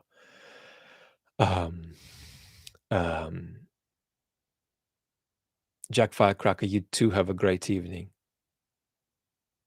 We don't, but it's not anywhere. Gref is asking how many men Wagner has left. It's many fewer than is claimed, and those that are left are much less under the direct command of Prigozhin than we think. JM question. What I'd consider to be a major blow, JM, is that crack escalating such that crack number 7 has a much more existential impact on the Putin regime than this one does. But this liberates a consciousness of the possibility of visualizing an actual political alternative to Putin for all parties. So what's this done? This has a little bit politicized the Russian space. It has invited unconstructive and constructive political conflict on the Russian space a little bit more.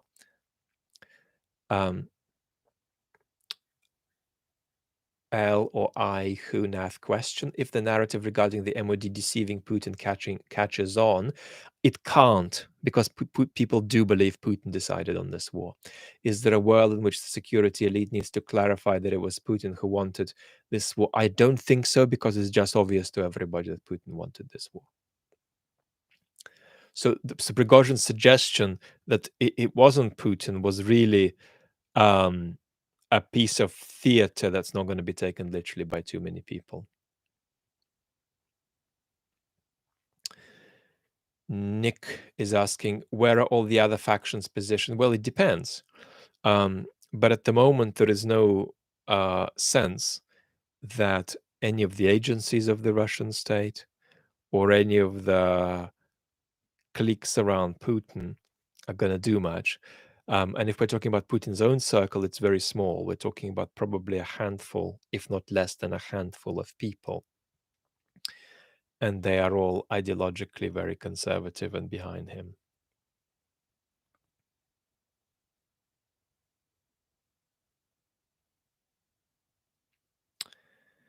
A plus Russian, how you going? You're asking how is this news? It's similar to a toddler acting out when not given attention. It's similar to a toddler flooding the bathroom. If you don't do anything about it, you are going to have a problem in your property. And maybe people around you would too. So that would be probably an extrapolation of your analogy. Julian question. Will Kremlin State TV cover this? They'll cover this. They are covering this, but they are minimizing Prigozhin, and I haven't checked, but presumably, since we've been on air for an hour and a half, they have not referred to Prigozhin too much by name.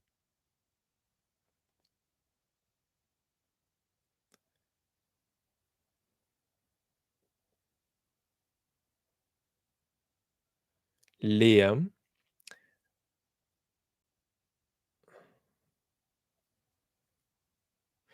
what is stopping UK or Poland giving up Article 5 protection, entering the war unilaterally? Well,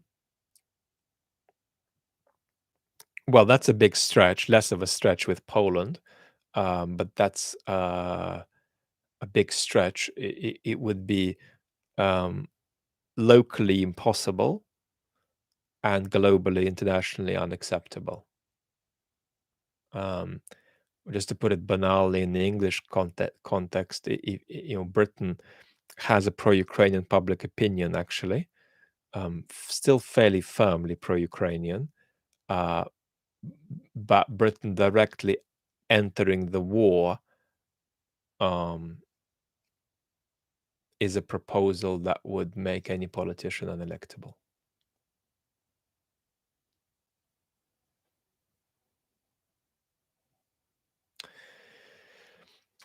Question, Lara DC Quadrata.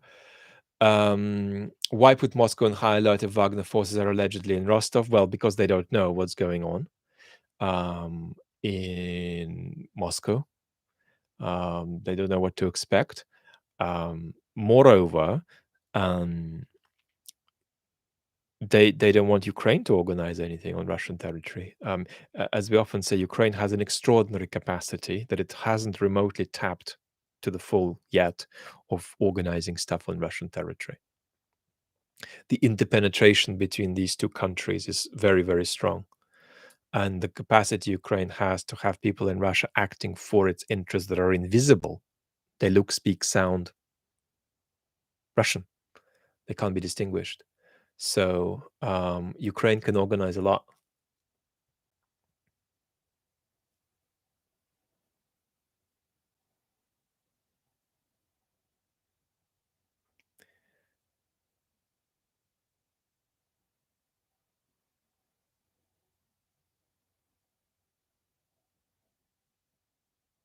Come like a bomb is saying, glory to Ukraine, Russia can screw itself up as much as it wants. Jack Ray, thank you, thank you. Let me see where I am.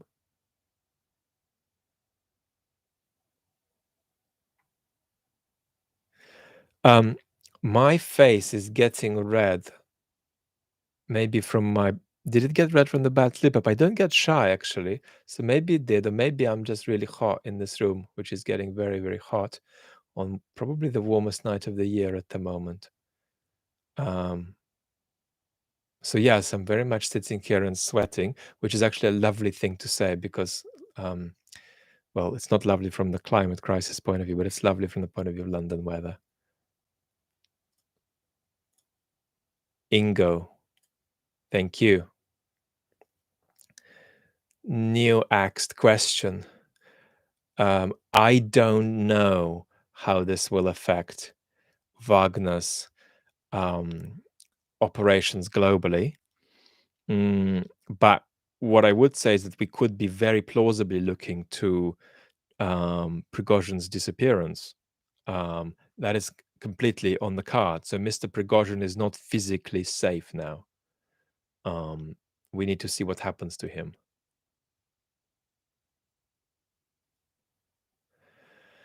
Question, is it possible that Prigozhin is in contact with Ukrainian intelligence? Yes.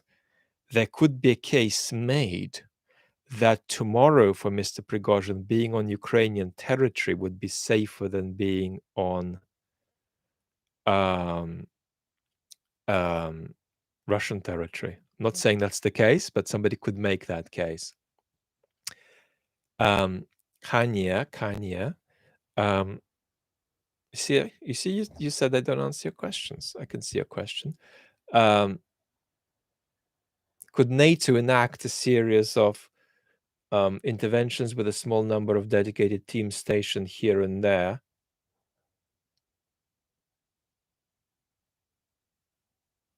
could now frivolously and easily tear the country to shreds. There is no major destabilization of the Russian state's capacity to act today. So there's nothing that can be done today that wasn't possible tomorrow. What there is a destabilization of perceptions about the Russian state as a result of this, which is going to inevitably harm the stability of the Russian state further over the weeks and months, maybe years to come. So that's how I'd put it. But no, sending NATO onto Russian territory is a good way to get yourself killed if you are in a Western country.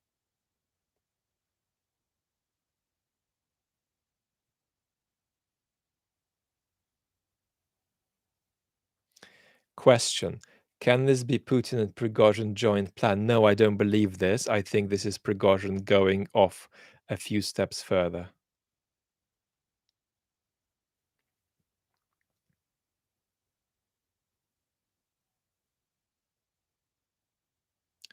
Joshua,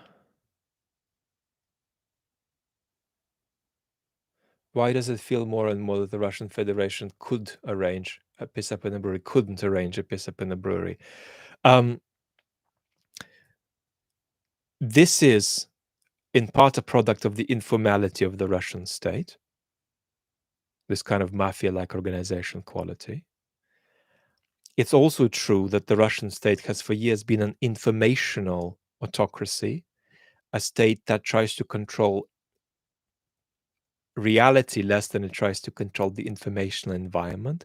So it's specialized in hybrid wars before, wars which it could withdraw from the informational environment at will. So the joke you're making basically is about a country's incapacity for the kind of war it's engaged in. But then we have to say that Putin's original hope was that this would be a semi-coup, semi-war. Putin thought that this war would be coup-like, really, and not a proper war. And he thought he wouldn't need to discover whether his army could conduct a proper war or not. Having said all of this, a very major army, now one of the most powerful armies in Europe, is not able in a week or a month to kick the Russians out of their territory. So what they're not looking like is they're not looking like a superpower, but are they looking like an extremely dangerous, self-immolating empire that you don't want to be anywhere near as it falls apart? Well, yeah, it does look like that, and it does pose a real danger. And then the other bit about the piss up in the brewery is that the state still has relatively decent stability, right? It's not a state that's going to collapse tomorrow. Mr. Putin's power is weakened by this in the specific way I described, but it's still genuine power. It's still there. No, Uzi, I don't think this is a huge psyops. Let me take a few more questions, then we're going to jump to a kind of little refresh. Members of the regular community, by the way, I'm in love with being connected with you, but also know it's late. And if you're in a part of the world where it's late, please don't push yourself. I much prefer you sleeping than listening to me rambling on. Rune, I just joined. You're very welcome. Good to see you. So it might already be answered, but why? Who would stand in the way of Prigozhin if he actually had 25,000 semi-veteran soldiers marching on Moscow, short of scrambling bombers? They could probably handle that just about. They'd find a way of handling that. But what we are really looking at is a much more light calamity for the Russian state than that kind of calamity. It's facing at the moment a sort of fictional march about which we're going to find out more. But indeed, if that were what the regime was facing, then we would be in a very, very different situation. Emergency officials in Rostov are saying a curfew has not been imposed on the region, but we can neither trust nor distrust. Maybe we should distrust that statement either way.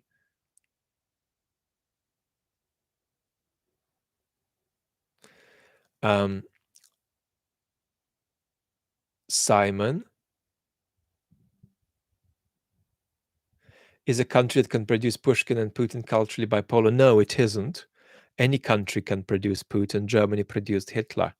Your country is capable of producing an utter calamity. And once that happens, it can take years and decades to recover. Extraordinary literature has no connection with the quality of politics. One feature of Russia's culture is that it is spectacularly weak when it comes to political practice. Right? It's better at other things, but it's awful at politics. Right? So that is an enduring cultural weakness, and enduring cultural weaknesses can take decades, sometimes a century, to recover from. At this point, Putin, uh, people might say about Pushkin, not Putin, that some stuff he wrote is trite and unlovely in a kind of cheap imperialistic way. That's true too, but that doesn't change the fact that he's a great writer. D. When you talk about Russian information war abilities, does the West have any similar capabilities, or are they completely uninterested or unable? D. Awesome question. I think that I want to say two sort of big picture things about this. So the first is that we need a pro-democracy information politics, but that's not going to solve our problems. So we have deep problems with the capacity of our democracies that we're going to talk about separately. These aren't going to go away by us doing good informational politics, but that helps. And therefore, I think we should do a much better job than we're doing. And to a good extent, we're simply not doing any kind of job at all to counter Russia's informational politics with a informational politics that is pro-democratic and pro the kind of societies we want to keep, and maybe even the kind of societies we want to see elsewhere. But it's hard, especially hard when we ourselves are having a crisis of trust. But technically, we should do much more about this. Peter Pomerantsev is very passionate about that being something we're doing badly. We should do better. Neoaxed, I want to express my gratitude to you. William. Well, what makes me think about what makes me think the 25K number is false is that every expert thinks that it's both false and that anyway, whatever numbers we're looking at are not straightforwardly going to obey Mr. Prigozhin.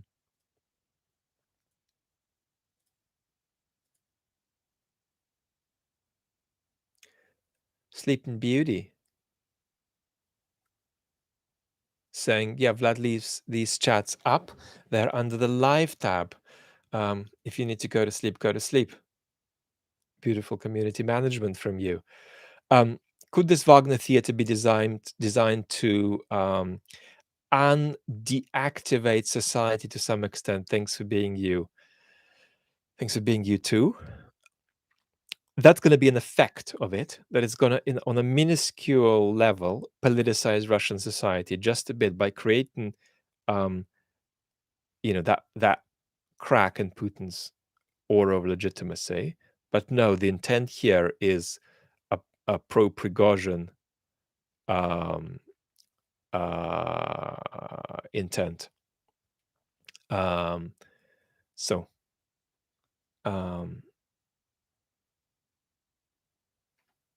that is what I would say. Let me see where we are.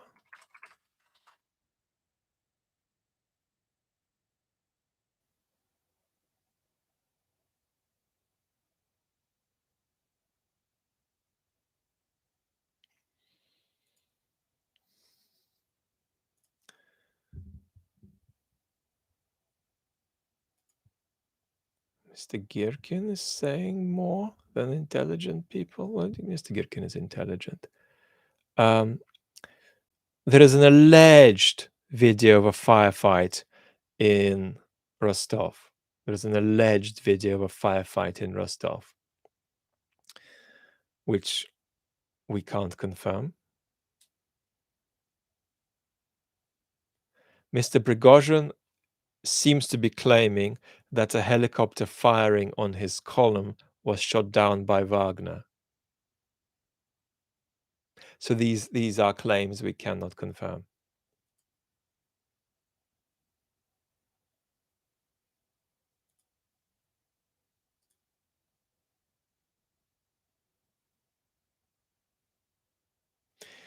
The governor of Rostov region right this moment is asking residents to remain in their homes, so that is a kind of curfew, while the authorities try to bring public order.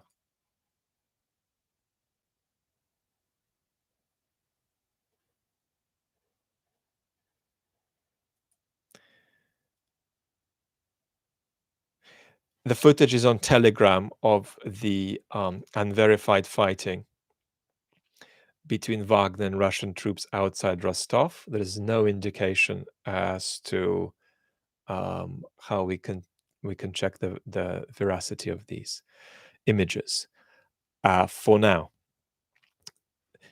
You know, a fascinating thought I had, where actually I think a lot of you are far ahead of me. When I was a kid, and I lived in Israel in the early 90s, I got obsessed with military aviation. And this is not going to be a long tangent. And I mean, obsessed to the point that I read about it for 4 hours a day. And that created a situation come the first Chechen war that I knew everything American or Russian that was flying, and any weapon that it was launching, I could identify that. And I've lost that contact with that reality now, so I can't at the moment. But that gave me the benefit actually of something a lot of you with military knowledge will have that I don't, of looking at some pictures and just on the basis of pictures being able to say that certain political messages about them are nonsense. So, for instance, when you see certain things that can't do precision strikes in the air, and the Kremlin is talking about precision strikes in the mid-90s in Chechnya, you can put the two together and make a political conclusion from that. What is happening with Yulia Tymoshenko, I don't know.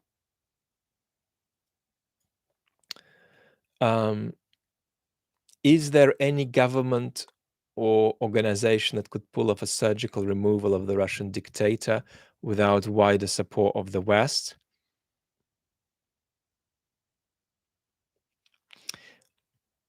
You would need to have some sort of CIA expert here, not me.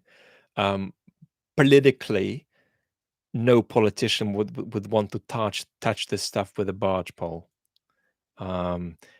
Given that this rarely works out like you want it to historically.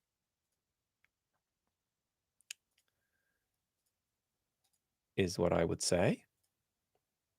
Let me click on all chats. I'm back with you.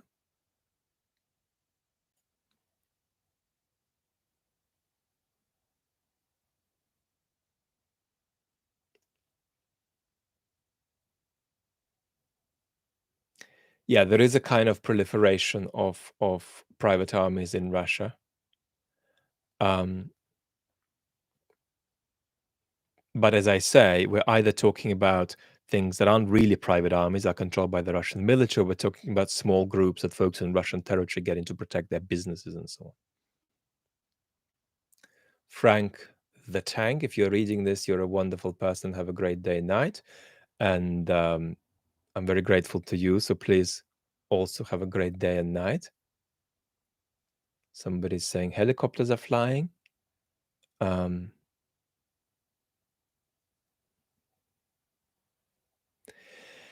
JD, how will Russia interpret NATO countries agreeing that there'll be a major NATO response if the nuclear power plant is destroyed? I think strong messaging from the West to Russia on this is helpful. Helpful. Um, but no matter what we do, the business of um,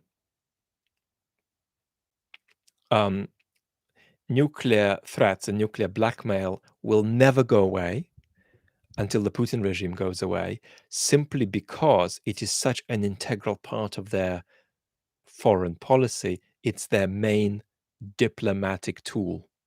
Um, I think there is even a video on the main channel, this channel, from just before the war, where I say that nuclear blackmail will be the central part of Russia's foreign policy until the Putin regime ceases to exist.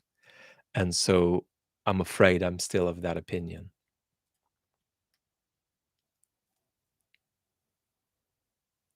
No, D, I don't think uh, influence and resources Prigozhin has in other parts of the world would stop Putin from doing what he wants with Prigozhin, if that's what Putin needs to do.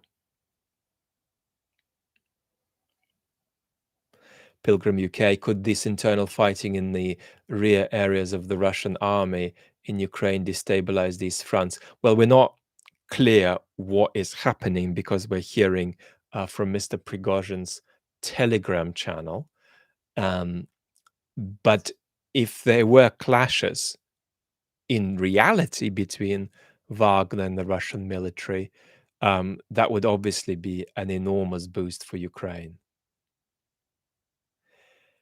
Elise, is it a sign of strength or weakness that Putin has been silent so far? It's a sign of weakness, but it's not just a silence, it's the lack of adequate response overall that's been a weakness. And above all, there is this perception of weakness, that this event will generate whatever we wake up to tomorrow.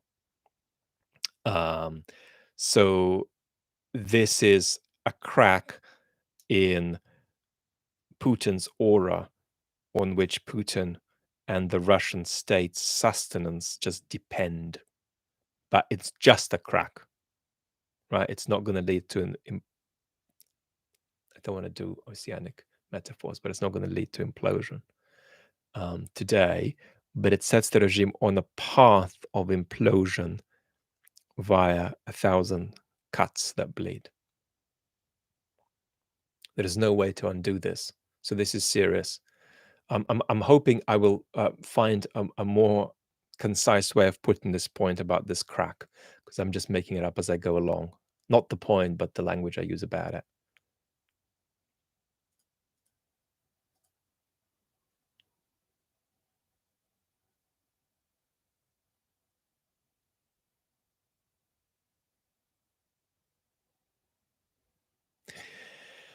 Is the March on Moscow theme designed to tap into historical references, whether Hitler or Napoleon?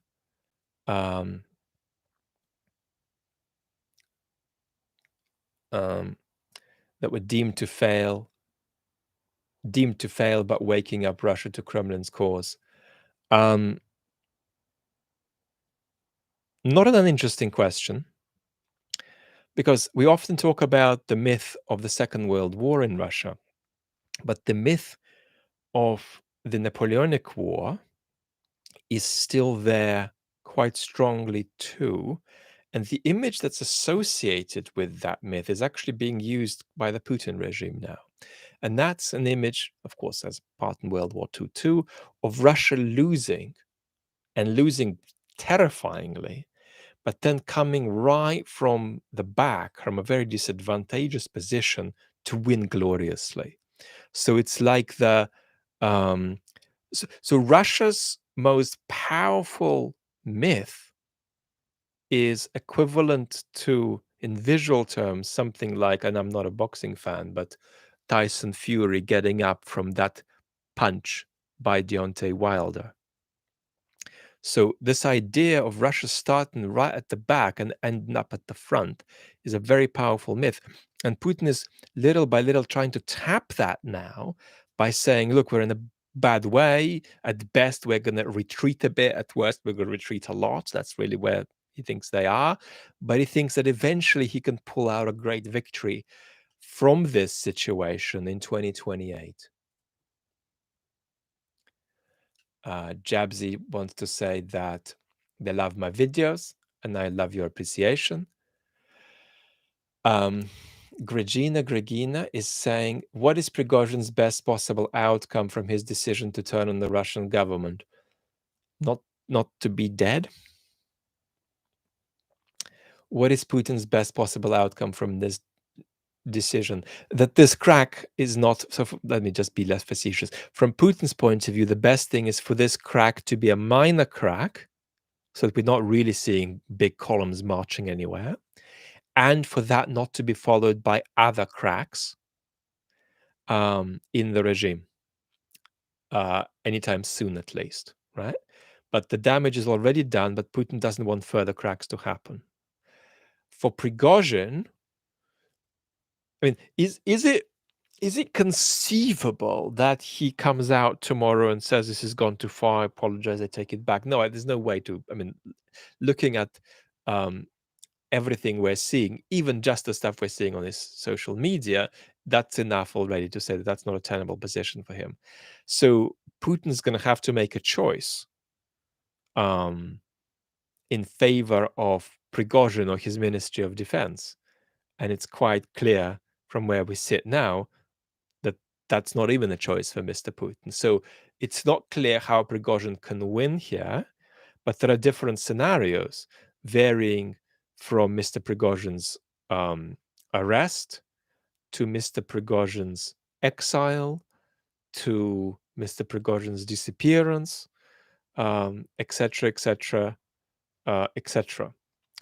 But he is, as far as Putin is concerned, Prigozhin is done now. It's just a question of how Putin interprets that into practical steps. But Prigozhin is cooked as far as Putin is concerned.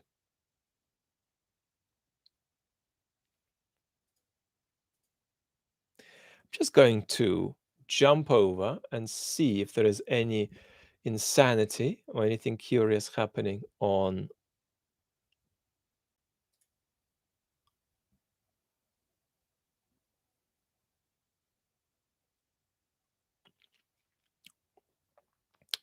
Telegram. So for quite a while now, we have seen military gear in Moscow. Emergency news reports are being released on the main channel, on channel 1 in Russia, saying that everything under control and there is no panic and that you can go to bed.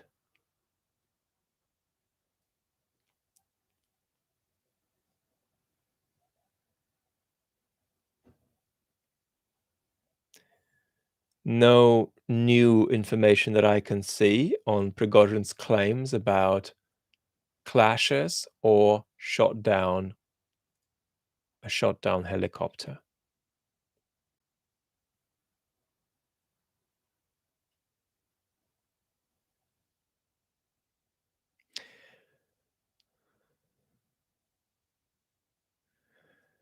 In Kiev, missiles have struck another high-rise building as Russia's terroristic tactics continue to target civilians in Ukraine and continue with the commission of war crimes.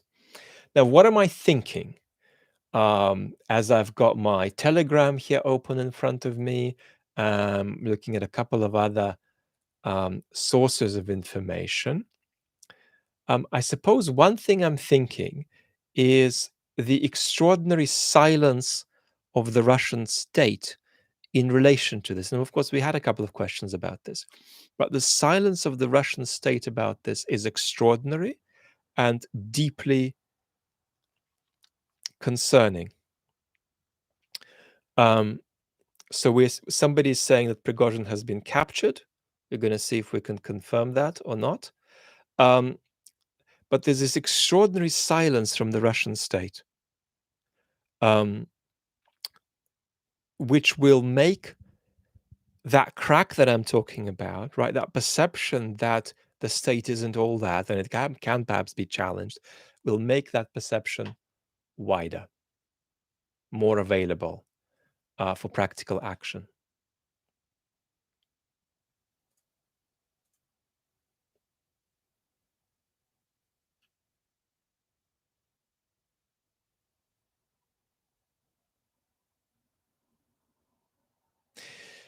Anthony, there is no indication that Putin is in trouble. So, no.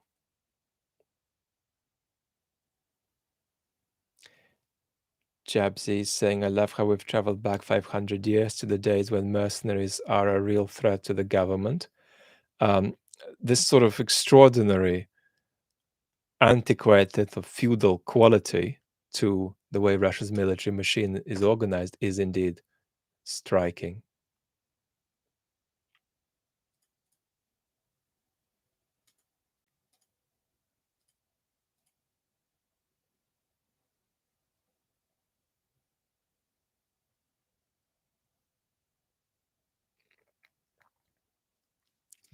Let us have another little look at the stunning silence from the Russian state and anything else that is happening right this moment.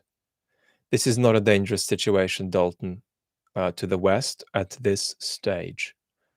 A dangerous situation from the point of view of, I'm going to give you a good perspective on this actually. A dangerous situation for the Western state would be if we really saw the Putin regime rocking. It'd be a situation we'd welcome, but it would come with some dangers. So let me give you what I think about this. This is Sergei Radchenko, who is a wonderful Cold War historian. And he, 5 hours ago, said concerns for the West are 5 if this goes really, really badly, which is not what we're seeing. Number 1, safety and proliferation of Russian nuclear weapons. Number 2, safety and proliferation of chemical and biological weapons. Number 3, how compromises the nuclear chain of command. 4, regional instability and spillover effects, especially in the Caucasus. 5, refugee flows. So these are 5 consequences that Sergei Radchenko thinks that we should worry about if this situation escalates. Stephen, thank you very much.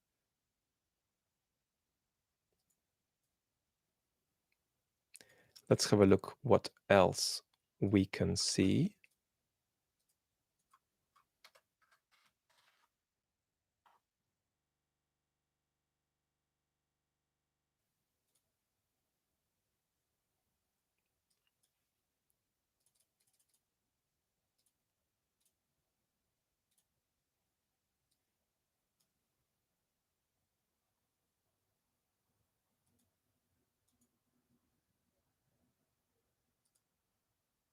Yeah, if anybody has something interesting to say about Prigozhin being the alleged theme of Prigozhin's capture, then do.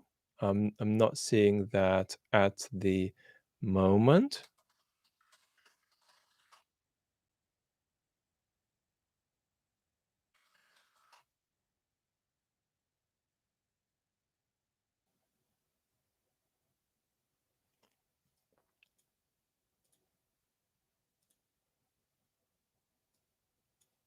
Not seeing that at the moment. So, Cesar, I have family in Taganrog, which is Rostov Oblast. Is it dangerous to stay there? No, in my opinion, no.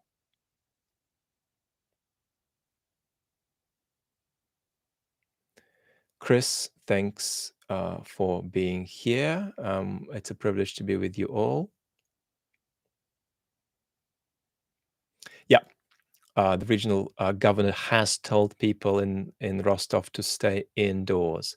Jack Firecracker, question: should I feel guilty for feeling pretty good about watching the infighting? No.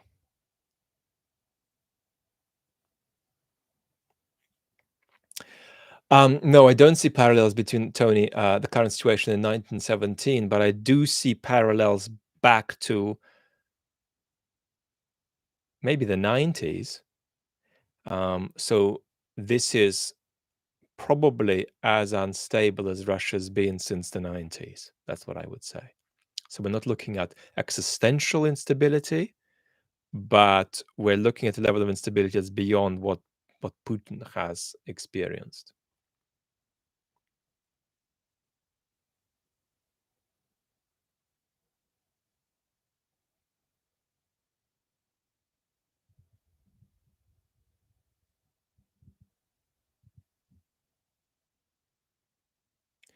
Jabzi, there's a small conspiracy ticking in the back of my mind. This feels too predictable and easy.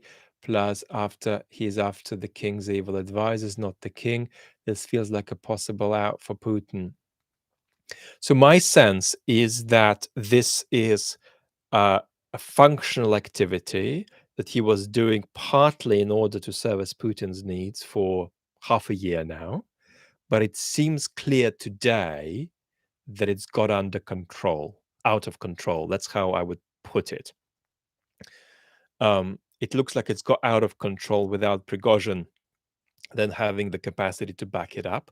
But I think what I would say is that when we're seeing chaos, we always have inside us the desire to over rationalize it. And the degree to which, at the level of collective political action at historically wobbly moments and historically wobbly places, humans don't know what they're doing, or they're not. There's all kinds of incoherent action and different games are being played by different people. Um, I would say that that's closer to reality. So when you're seeing a mess like this, always multiply the number of games that you might assume are being played, rather than thinking that one game is being played and it's Putin's game. And somehow, once we understand that game properly, we'll understand why every piece is in the place it is in on the chessboard. But you're quite right that up until very recently, it was close as to whether Prigozhin was doing more harm or more of a benefit to the Putin regime with his conflict with the MOD, from which Putin did need to distance himself. So that premise is absolutely correct, and it explains the rationality of Prigozhin's behavior.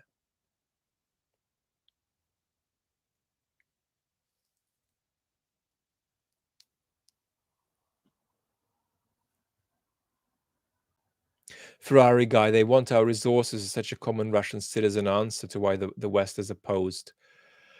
The West's opposition to the explain the West's opposition to the war in Ukraine. How real is this? They want our resources story, or is it just a socially acceptable answer? I think that answer most of the time is an expression of depoliticization. It's an expression of I'm not going to look at this.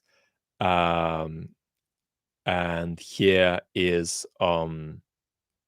something I prepared earlier that's going to cover the fact that I'm actually evading this. So this is I would typically imagine a sort of Russia ethnographer putting this in the box of here's what I prepared earlier statements to cover my depoliticization. Oh, I don't necessarily believe it. Jabzi is saying, yeah, okay, cool. It just feels like Putin has been very careful, that Prigozhin has been very careful to not really call out Putin. Yeah. But it's reaching a level of acknowledgement as being real by the Russian state that runs ahead of the state's capacity to make this a contrived response. The response is real. It's an incompetent response, but it's a real response. Let's have a look at where we are. Yandex has blocked search results for Mr. Prigozhin. I mean, you see, citing Russian law enforcement. Unverified footage purporting to be the Wagner Group convoy. I'm seeing footage of 2 cars. So I don't know what that means. So clearly, depending on where you are in the world, you're going to wake up to some clarification of what on earth we're seeing. But whatever it is, let's just refresh ourselves from a global point of view. This is a fake revolutionary actor who was partly being an advocate for his organization, that's anyway part of the Russian army, and part somebody who was servicing and being functionally useful to the Kremlin. That balancing act got out of control, and Prigozhin ceased to be somebody who was just diverting blame from Mr. Putin to the Ministry of Defense. He began to attack the war itself and indirectly in the last day, Mr. Putin too. This got out of control and became a mutiny, which it is unclear Mr. Prigozhin has the capacity to back up. But even if he has no capacity to back it up, that mutiny is creating a crack in the perceived legitimacy of the Putin regime. And that's the key thing today. It's not whether there's going to be a coup that succeeds. There's no evidence that there could be a coup that succeeds. But this business of a crack in the order of legitimacy of the Putin regime is going to be leading to a peacock's tail of deleterious consequences for the Putin regime that destabilize it more than this in itself has done over the months to come.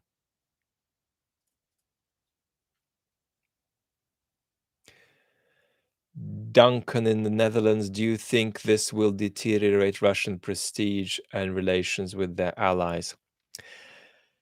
Regionally, Russia has already lost all soft power in its southern border and all over the place.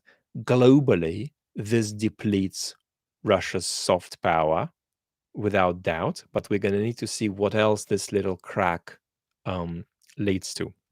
I would still say that we risk overestimating Russia's political isolation, and we very much risk overestimating Russia's economic isolation. Russia is still finding really reasonable ways of reintegrating itself into globalization via alternative means. And that's going to continue, and states are going to pursue their interests, states that benefit from connections with Russia. As these states are pressurized to do less with Russia, they're going to do maybe the same, but less directly. And so we're going to see more complicated chains of connection there and more complicated supply chains too. But I think this deteriorates Russia's soft power, but this does not change the reality of the national interests of various states as they perceive them. And they perceive them as being connected with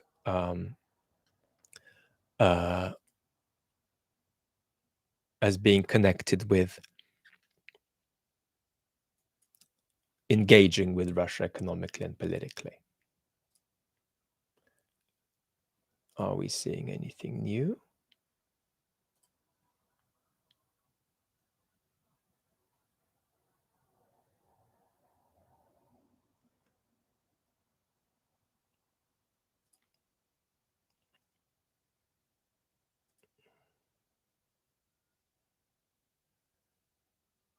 Nope, still a couple of pictures of a supposed Wagner convoy that shows two cars.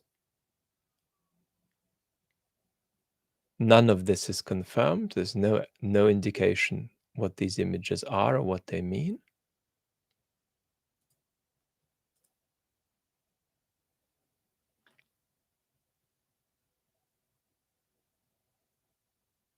Medusa in English is saying there are unverified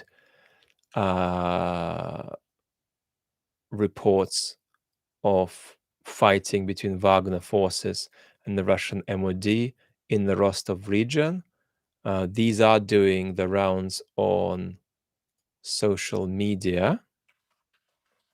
but there is no indication that they are real.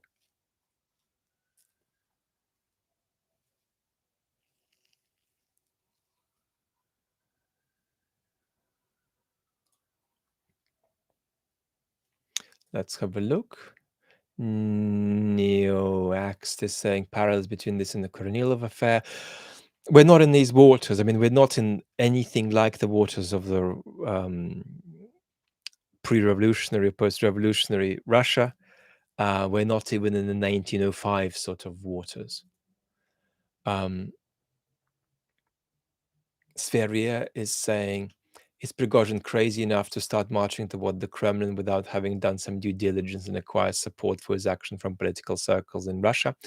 Yes, insofar as Mr. Prigozhin does not have many friends in the upper echelons of the Putin regime.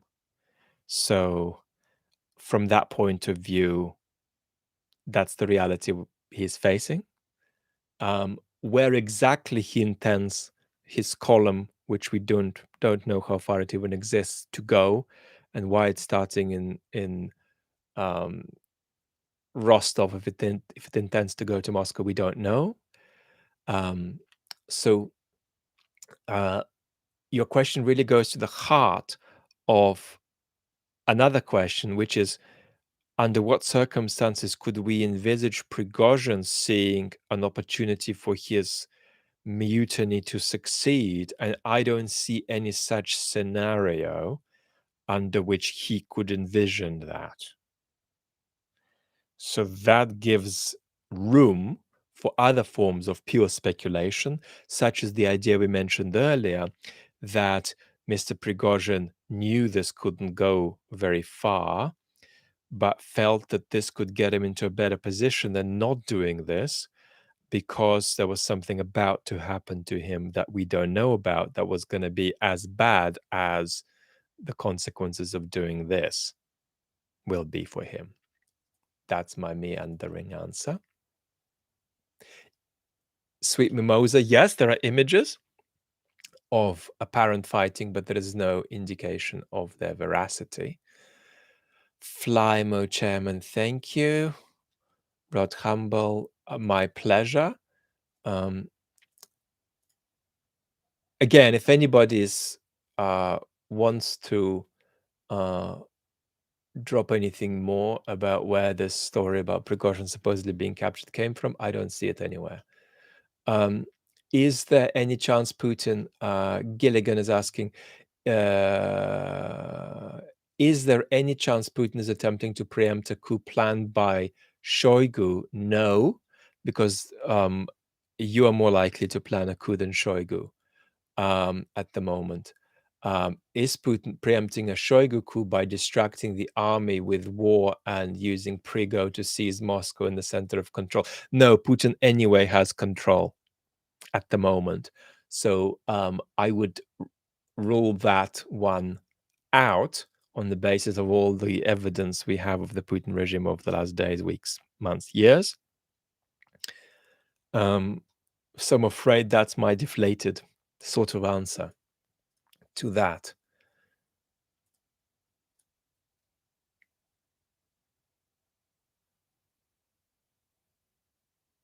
Michael, how likely is this to cause troops to defect? Makes it more likely. We're going to have a good talk about Russia's morale, but it makes it more likely. If you're new here, by the way, you're so welcome. This is my main YouTube channel where I post polished videos infrequently. I meet nearly daily with my community on Vlad Vexler Chat, but don't go there straight away. Hang out here first, because these videos on the main channel are really for people who are sort of new through the door. Really, they welcome you in a concise way. And in the second channel, we sit around in a much more long form, slow, exploratory manner.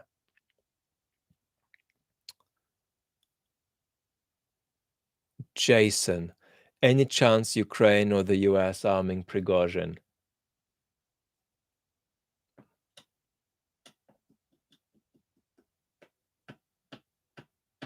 Not really.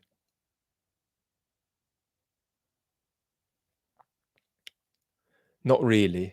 I think that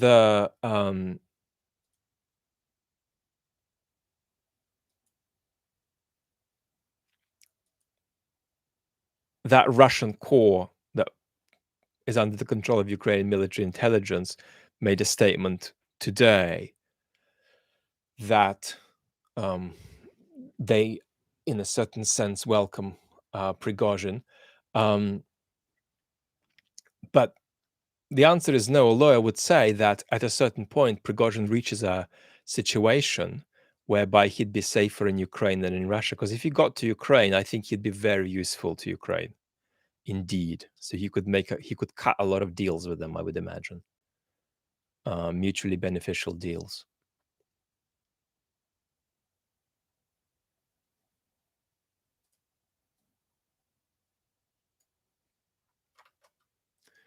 Let us see if we are seeing anything new.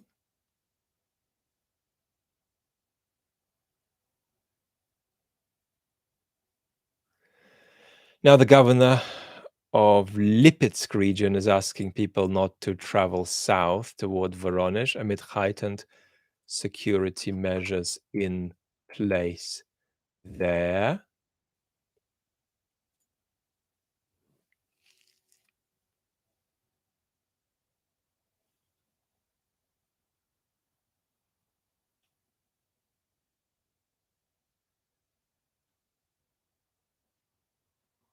And so far, we are not getting spectacularly interesting pictures of anything new happening.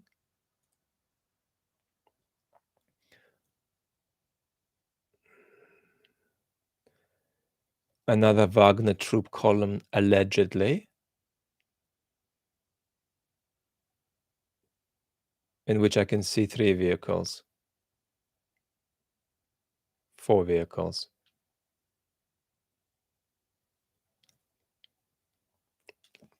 It's not clear what the veracity of these pictures is, however, at this stage. Barbula, I'm going to be slow in endorsing any kind of historical analogies until we see how this really pans out tomorrow. It would be my position, but maybe I'll comment more. There's a few historical analogies questions coming up.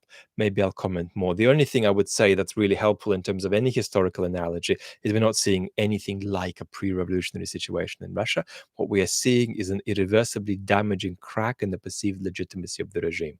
That would be my summary. Not a pre-revolutionary situation, but a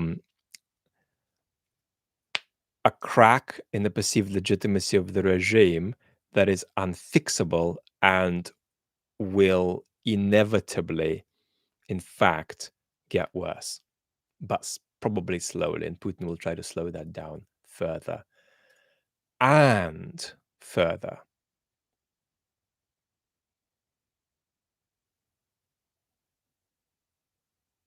Rod Humble is saying, I find the spectacle of open mutiny in the Russian army just astonishing in 2023.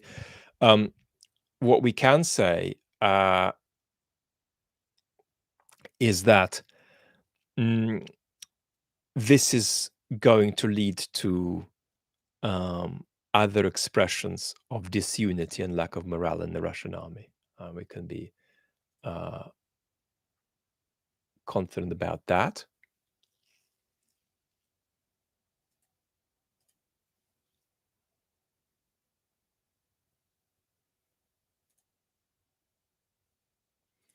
Let us see.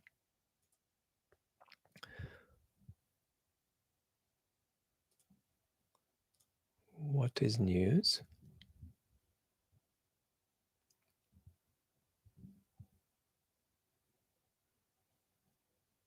Still, all these reports we're looking at seem to be unverified.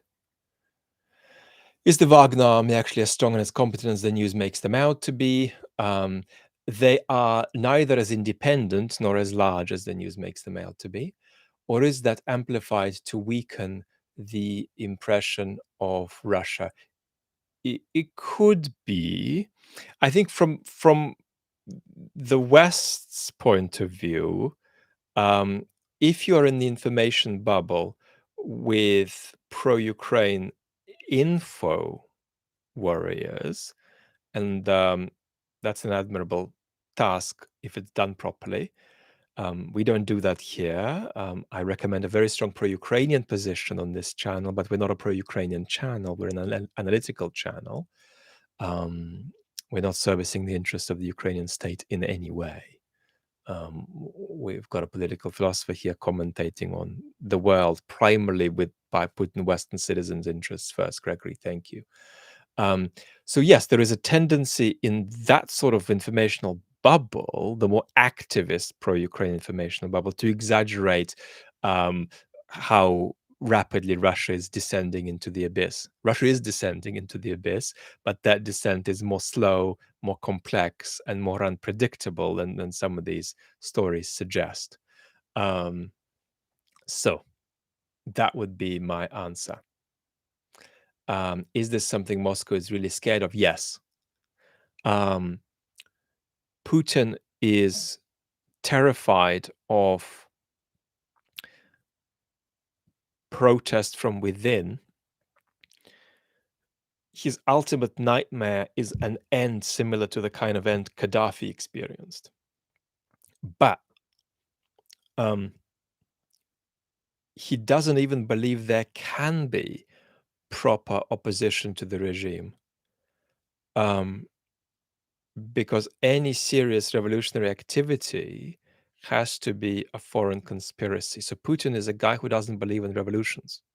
So insofar as he believes that Prigozhin is orchestrating a very lame revolution attempt, insofar as he believes that, he would need to at least ask the question of himself, does he think that there's some kind of co-conspiracy between Prigozhin and Western or Ukrainian forces? That's a thought Putin wouldn't be able to avoid, at least raising, because he's so obsessed with every challenge to his regime being a foreign conspiracy. Putin's level of paranoia and conspiratorial thinking, as is Mr. Patrushev's, is high.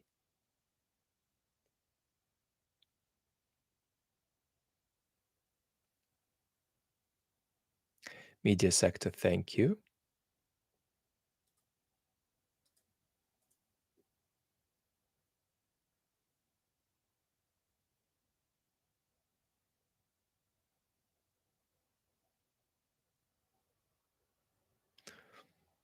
Who rises in arms? Obinal's kindly reposting a question. Rarely the slave, but almost always the oppressor turned slave. Either enough oppressors turned slaves in Russia. There are a few oppressors turned slaves, but that doesn't mean that acting is on balance advantageous for them. I mean, there are lots of people in the Putin regime, for instance, the economic managers, who don't think anything positive about the war, but they may be stuck in the regime as far as they perceive it via fancy stories they tell themselves about how Putin's war is bad, but at least they're trying to make it less bad for Russian citizens. I disagree with that position for the obvious reason that they are propping up the stability of a regime that is, to put it very bluntly, killing Ukrainians. But they may feel that they can't jump out of their jobs easily. I mean, a lot of these people are sort of in a submarine, because there's no easy way for them to just simply step aside. They're surrounded by ocean. It's not clear they'll be safe or alive if they just exit the Putin regime. The Putin regime is not something you can just exit. You can't be a member of Putin's Security Council and say, Mr. Putin, it's been great. I'm moving to Denmark next week. Wish me well. That person is not going to end up in Denmark.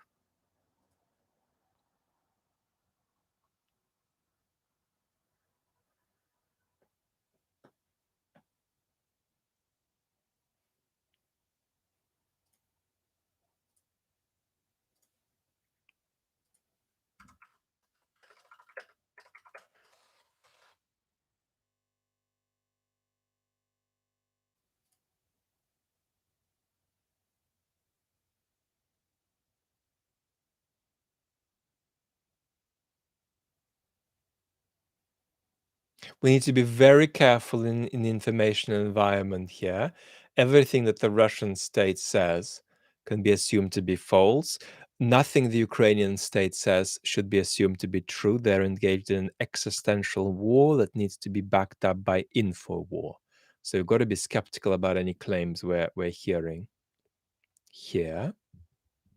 Gregory, thank you. Let's do another tiny little refresh.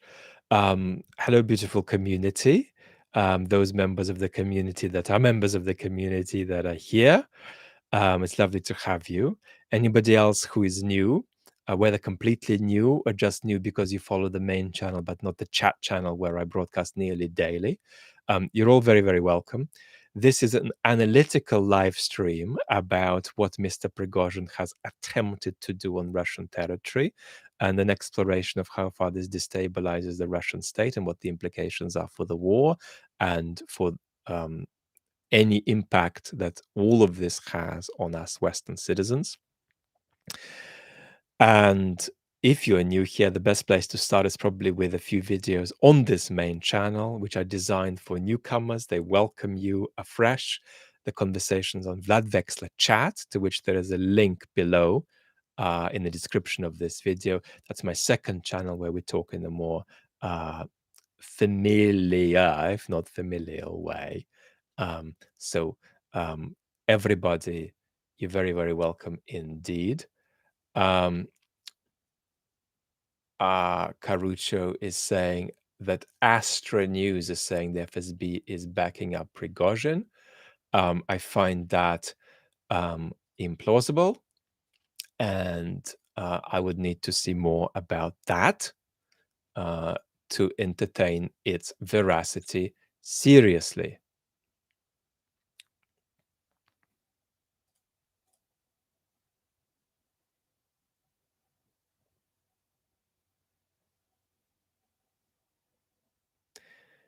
No, thank you. Lots of historical parallels will be, I would say, more available tomorrow when we've seen how far this has gone.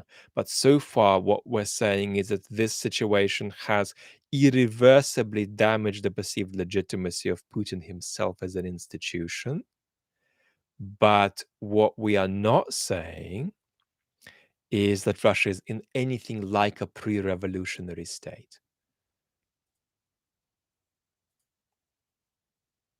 The Putin regime, as far as we know for the foreseeable future, is stable, but its stability is in irreversible decline.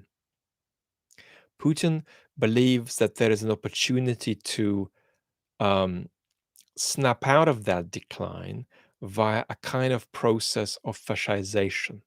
And what he means by that is that if we look at the fascist-like features of the Russian state today, they involve the Kremlin and the other institutions, but not the people. The people are radically depoliticized to a degree of about 50 or 60% of the population. Putin thinks that in a few years, there may be an opportunity to politicize them and immerse Russia in to the mode of a fascist society with a fascist population waging a large-scale conflict. What that means will depend on Russia's capacities against the so-called evil West. Roman, what do you think about the theory floating around that Putin is not alive and that we're seeing a culmination of a power struggle between Prigozhin and the MOD?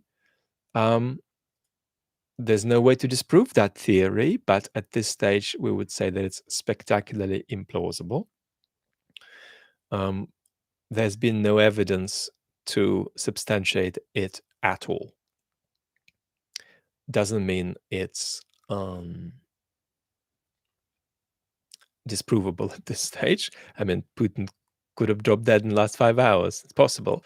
But there is no indication, as far as Mr. Putin's health goes, that anything is wrong except for one investigation that showed some somewhat compelling evidence about Putin being accompanied by doctors specializing in thyroid cancer.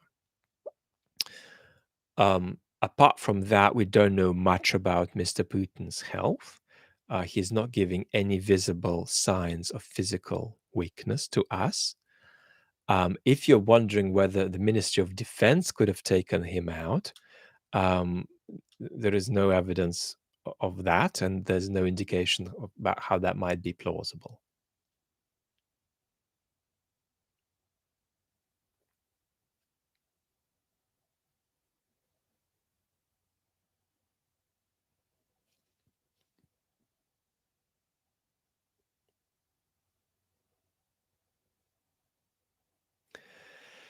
Jabzi is saying, Russian media, how will they spin this? Solovyov has hyped up Wagner for so long. Well, what they'll try to do is separate Prigozhin from the Wagner folks and just incorporate the Wagner folks into the Russian army. And they'll try to play this down as much as possible, but their playing it down will create and is creating a thunderous silence that is expressing palpably that this crack that we've described has occurred. No Swan Lake so far, but it could happen in the future. The 2023 version of Swan Lake could still be Swan Lake.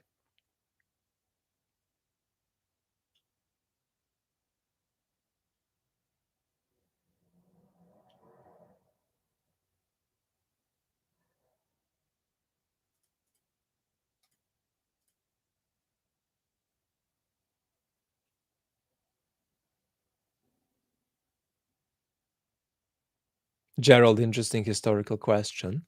Probably I can't take it now. Jonathan's in Brazil, it seems. Mr. Kadyrov is cautious, hyper cautious. Even when he puts his bow out and pushes it a bit far, he's still cautious.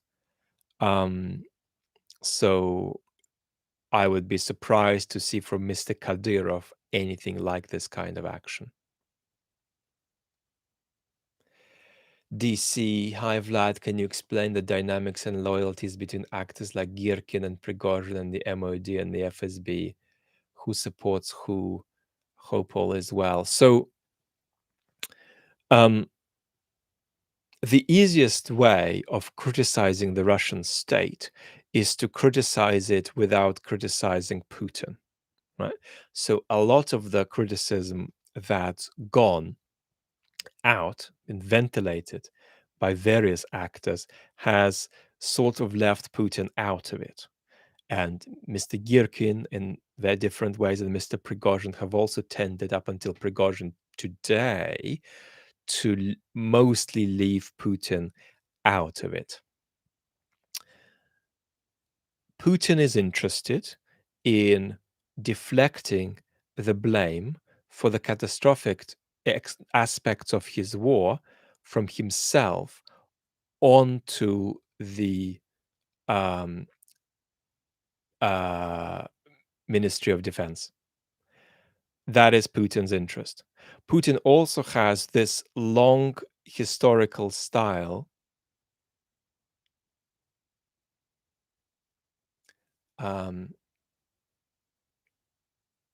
Kanea, thank you so much for your strikingly beautiful comment. I'm grateful, and you're right. I'm flagging, but I think a lot of people here are too. Putin has had this extraordinary practice of retaining power by refereeing rather than leading the way the state is run, outsourcing power to people around him and refereeing the consequences and the conflicts that occur. This has been transferred onto a situation of war, and it has got out of control. So that's how we've got seemingly different bits of the Russian armed forces screaming at each other, although we have to say it's been predominantly Mr. Prigozhin for half a year screaming at the Ministry of Defense, and the Ministry of Defense being conservative in its response. Not sure that Putin would be okay with them being more than just conservative, but recently they have taken further steps against Wagner and further steps toward the incorporation of Wagner into the Russian armed forces in a more routine way. What there also has appeared in Russia over the last year is a somewhat organic Z movement with a limited demographic in the population, but nevertheless a real demographic, a real minority demographic, which is a Putin critical group, set of conflicting groups, in fact. And they're critical of Putin because he's not winning the war, he's not fighting it properly as they perceive it. So they are what some people have called the pro-victory party, and they contrast themselves with the pro-Putin party. And they conflict within themselves also about how victory is best brought about and what changes need to be made. And normally these are all changes where Mr. Putin isn't removed, but is sidelined, and the people around him are sidelined into a less hands-on role, and people around him are replaced. So that's a little bit of a fragment on the geography of all of these conflicts and divisions in Russia.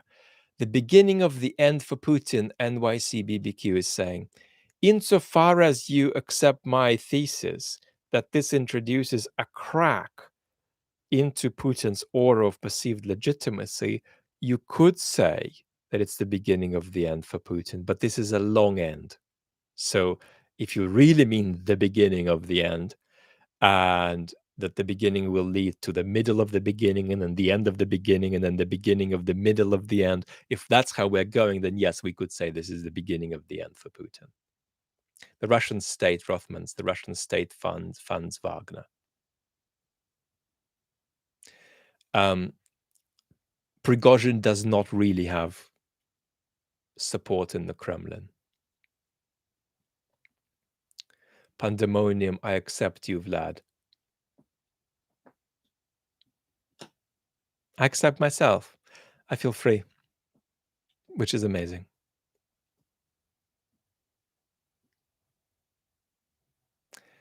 There are videos, unverified, of Wagner convoys, very small Wagner convoys, allegedly driving through Rostov. But we have no verification of this at all. But what I've said about the crack in the regime is going to remain true. I think that what I say about that crack is going to remain true, whatever, as it were, we wake up to tomorrow. If you're in another part of the world, whatever we, as it were, see by evening time, your time.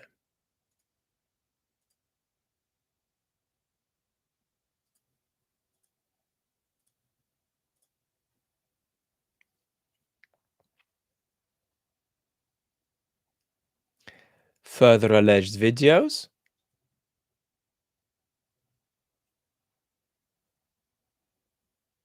Oh, the claim here is that there may be a Wagner column driving with National Guard standing aside, standing by. That is the claim. So we're going to see.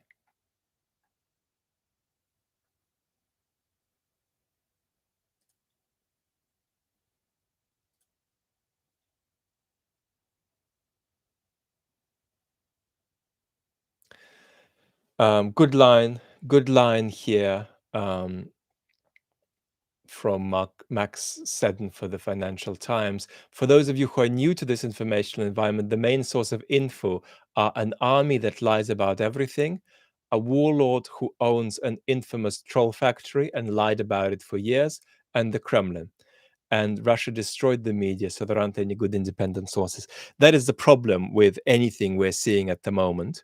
Unless we are seeing pictures that undeniably speak for themselves, we're basically going to give it a few hours, and then we're going to see where we are.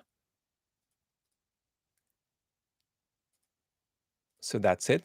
So, beautiful community. I've been very lucky to have you with me for all of this time. Jack Firecracker, would they have done this if Prigozhin hadn't? Would Prigozhin have done this if he hadn't been folded into the Russian army? Perhaps not. How does the crack widen? From Philippe. I'll take that question. But what we're going to do is we're going to gently begin winding down, and we're going to reconnect with each other tomorrow. If you are new here, if we don't reconnect on this channel, Vlad Vexler, we're going to reconnect on the channel Vlad Vexler Chat. It should be linked in the description to this video. But I'm going to take a few more questions as we gently begin winding down. Before I do that, I just want to thank my beautiful community for being here, all of those of you who have. And I want to express gratitude to anybody passing through for visiting, and tell you that you're very welcome. I'm a political philosopher and political analyst. This is not a place where I tell you what to think, but it is a place where I support you to make sense of the world around you in a slightly more hopeful and truthful way. I care about that idea of how we look at the political world around us more than I care about what you think. So you're welcome. So Philippe, how does the crack widen? The psychology of that widening is simply about imagining alternatives. So why are all these depoliticized Russians in denial? Why are they looking away from the war in Ukraine? Why are they looking away from the possibility of a world without Putin? It's because there is nothing they feel they can do to change the reality that they're in. But if you show them that there is a possibility of an alternative path to descending into the inferno with Mr. Putin, if you can show them that, then they're going to be able to act, because you can only act if you think that there is an actionable alternative. And when there is an actionable alternative, even some of the depoliticized blob will be more capable of taking risks in defense of their interests and indeed even their values. Now, I'm not saying we're going to get there soon, but what I am saying is that the capacity to politicize, Nick, thank you very much, the capacity to politicize that Russian depoliticized blob for people who have skill to do so, and there is not enough of them among the Russian opposition, has increased with this event. So Putin looks less out of time. He looks less mysteriously untouchable. This regime looks less immune to hypothetical counterfactuals, which say, well, what if we didn't have it? Right? So that is how the crack will widen, and action can be taken upon that realization.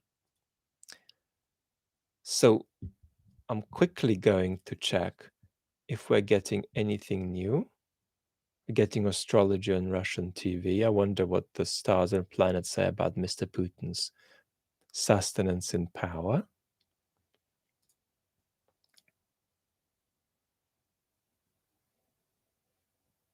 There we go.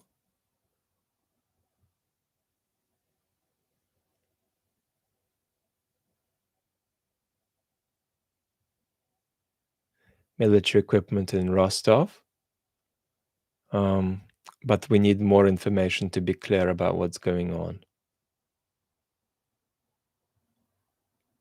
It seems like folks in there are recording videos and wondering what that is that they're seeing.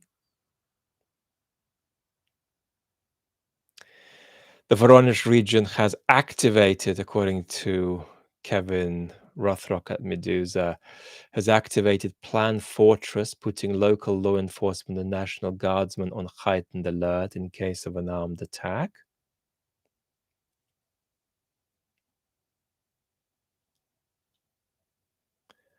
So we cannot be confident about how we interpret what we're seeing.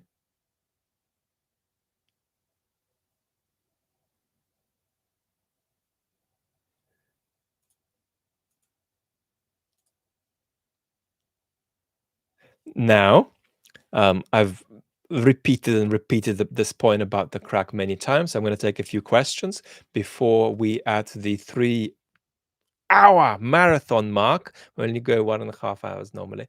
At the 3-hour marathon mark, that we are going to little by little begin winding down.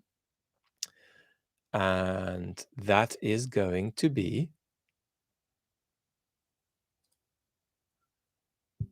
how we do this.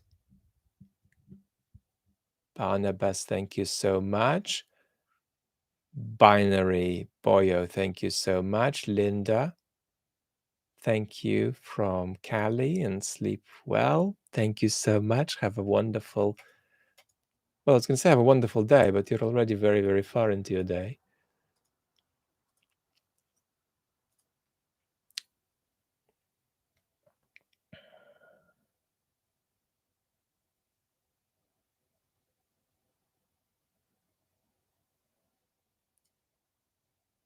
Okay, I'm going to take a few questions now. DC. Thank you so much. Very, very, very, very generous of you. You should seriously consider doing voiceover work. You have a gentle, soothing voice, like Stephen Fry. Stephen can do Stephen can do that work. I want to talk to the culture about the sustenance of our democracies. Then I need to make more progress with my book about political freedom. Perfect to drift to sleep too, as I often do. Thanks for everything, Vlad. Get some rest. We adore you. Sleep well. Sleep well. Really, really beautiful. The only thing I can really say is something really banal, and that's that I believe a protracted conversation with a social element is how people explore the way they make sense of the world, which is why I'm not gaslighting you when I'm talking about this community. I don't literally mean that you know each other and you love each other. You're all a bunch of strangers to each other. And of course, I'm not denying that. What I am saying is that we're not just having a little episode here and a little episode here. We're partaking in a culture of engaging with the world in a certain way over a series of conversations that I don't intend to stop until I die. So it's till the first one of us goes that we'll carry on. And that is not just the only way to do it, it's also a privilege. And it's also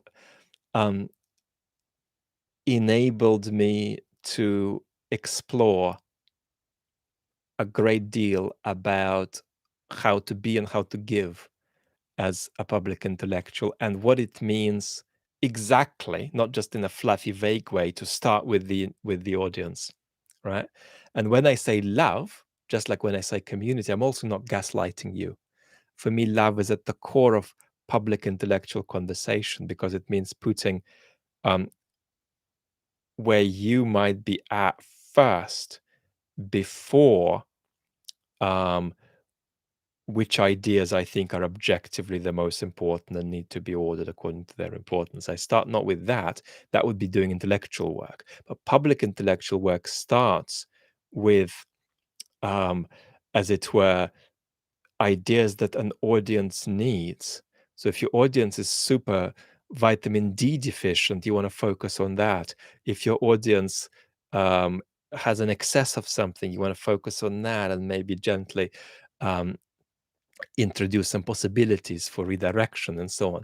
So that's for me actually what love is about. It's not hippie and fluffy and we're doing kumbaya together. And it's actually having that type of care for you, irrespective of why you are here, what your relationship is with me, and whether you even think that I am um, somebody you like at all. So DC, much gratitude, and that's the response that you've evoked in me.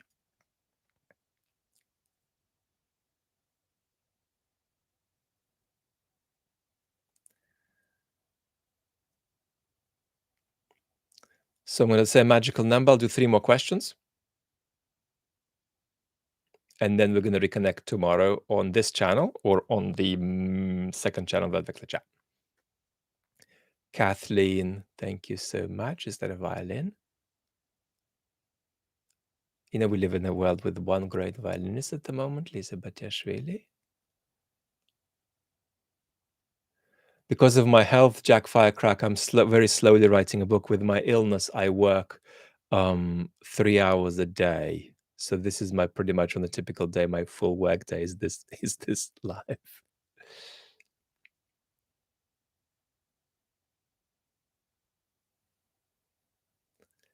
Rachel, desperate times, desperate measures. I might be there.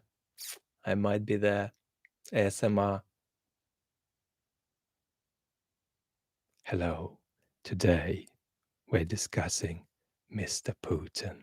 I don't think that's going to be good for anybody. It's going to terrify people.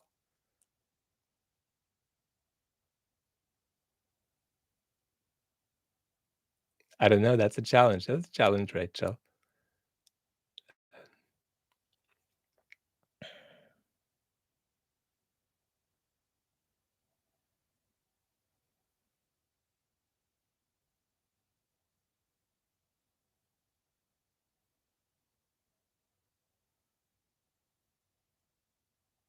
Your day, Sabine, or Sabine, your day has just started.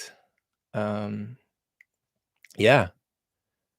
I miss the Antipodes. I used to live in Australia. I miss the Antipodes a bit less. I'm in Australia regularly, health allowing, really. Much less regular in New Zealand, and I know Kiwiland much less well, but I know Australia pretty well, and I love it. I miss it less in late summer because this is when this country, England, opens up more to the world and feels the skies feel freer. Yeah, there is something there is something feudalistic about this Russian situation. Yep, Lukashenko's jet supposedly took off. Gimme 3 questions. Oh, somebody's on a boat in Greece. I'm sounding like such an indulgent character. I love Greece very much. My closest friend in the world, we were very, very close. It was almost like being brothers, was a Greek man who suddenly and very unexpectedly died 12 years ago. And I talked to him every single day in my head. And that's caused me to be in Greece often. My favorite color doesn't really exist because I love art and it has to be a matter of context in the painting. But if I'm being silly, I would say yellow. That's nothing to do with Ukraine. I would just say yellow. Unti is asking, what kind of government do I want for Russia? There is a sense in which I don't care. I'm a British citizen. My political emotions are British. My political emotions about the war are British. Like, what should my country be doing to help with this situation? And indeed, help is the wrong word because Putin threatens us directly, in my view. But forgetting that way of putting it, Russia needs radical decentralization and federalization.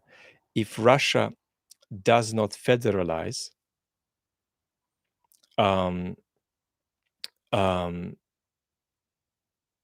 it will not continue to exist except in a fascistized form or in a broken up form. This is an exaggeration, but it's enough of a useful cartoon to say it. Russia desperately needs um,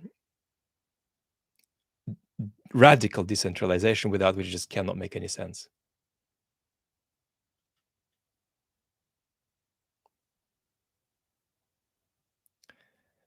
Binary Boy, thank you so much. Steve, Vlad, your insightful commentary and offerings on this channel are enjoyed by me. My question is, I find it difficult to believe Mr. Prigozhin does anything on his own. Oligarchs and hidden powers are backing him. Well, Mr. Putin was backing him in a sense, and Mr. Prigozhin was serving Mr. Putin's interest in a couple of ways we described, the main being redirecting flak that might be aimed at Mr. Putin away from him and onto the Ministry of Defense. I think there's other things he was doing too. For instance, just absorbing the general resentment at the corruption and incompetence of the Russian state, with a view to gathering that demo and perhaps being able to control it in the future. That's what the Kremlin likes to do.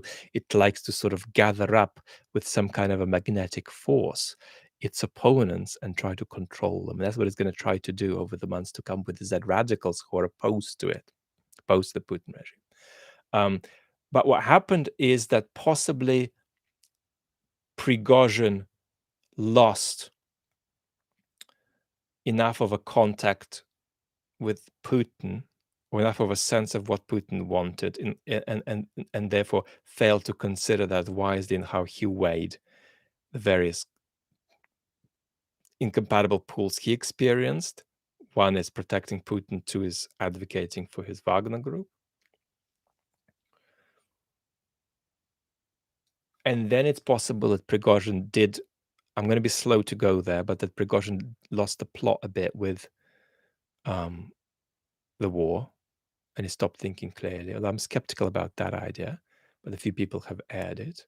And then it's possible that Mr. Prigozhin found something out that was going to face him, a predicament, and said, well, I'm screwed, so I might as well do this anyway. We don't know if that's true, but that's another possibility.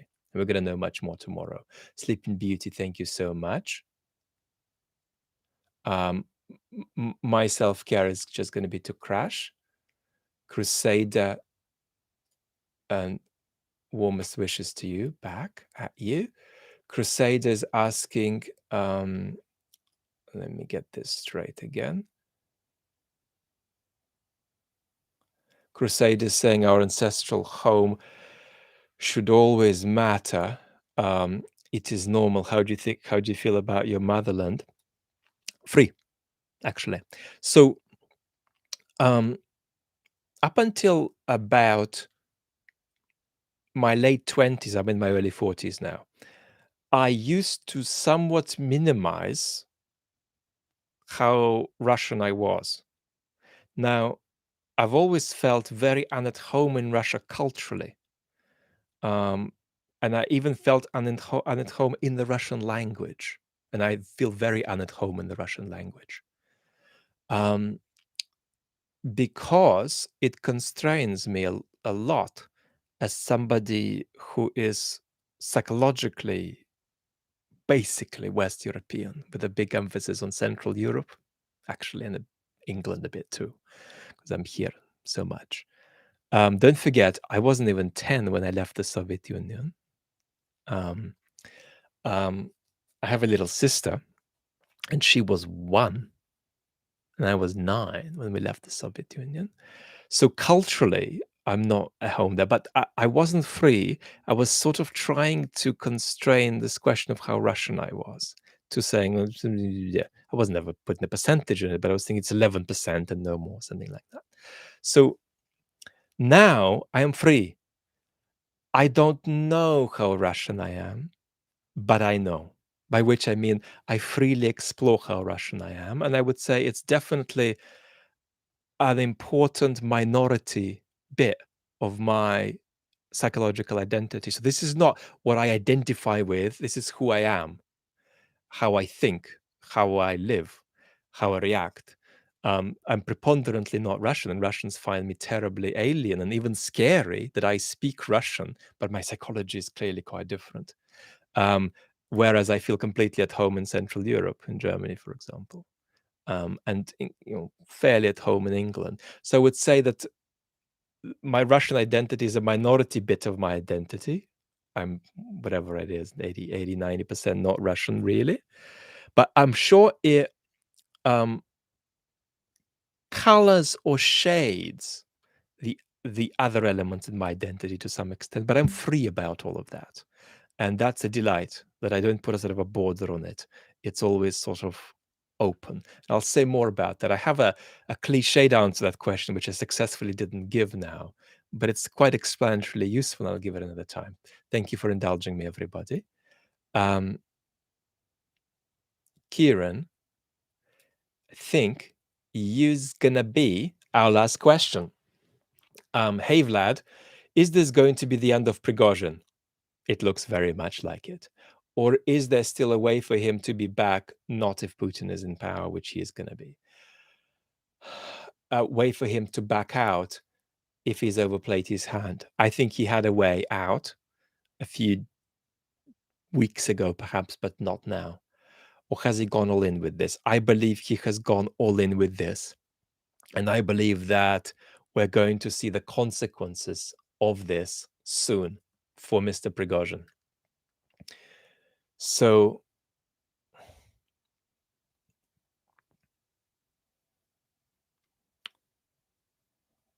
more unverified photos of military folks in Rostov, including allegedly in central Rostov-on-Don. These are all handheld phone images, and if half of them are real, Mr. Prigozhin is done.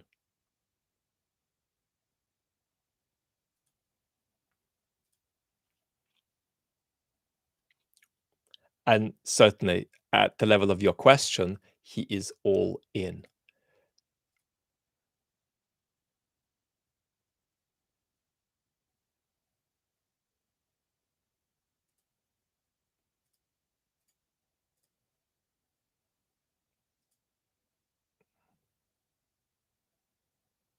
Prigozhin's released another message, allegedly saying, we're determined, we have our goals, we have the numbers we claim we have. So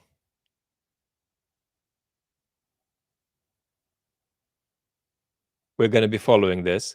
This is going to be interesting. The only thing I'm confidently true about, confident that I'm right about at this stage, is that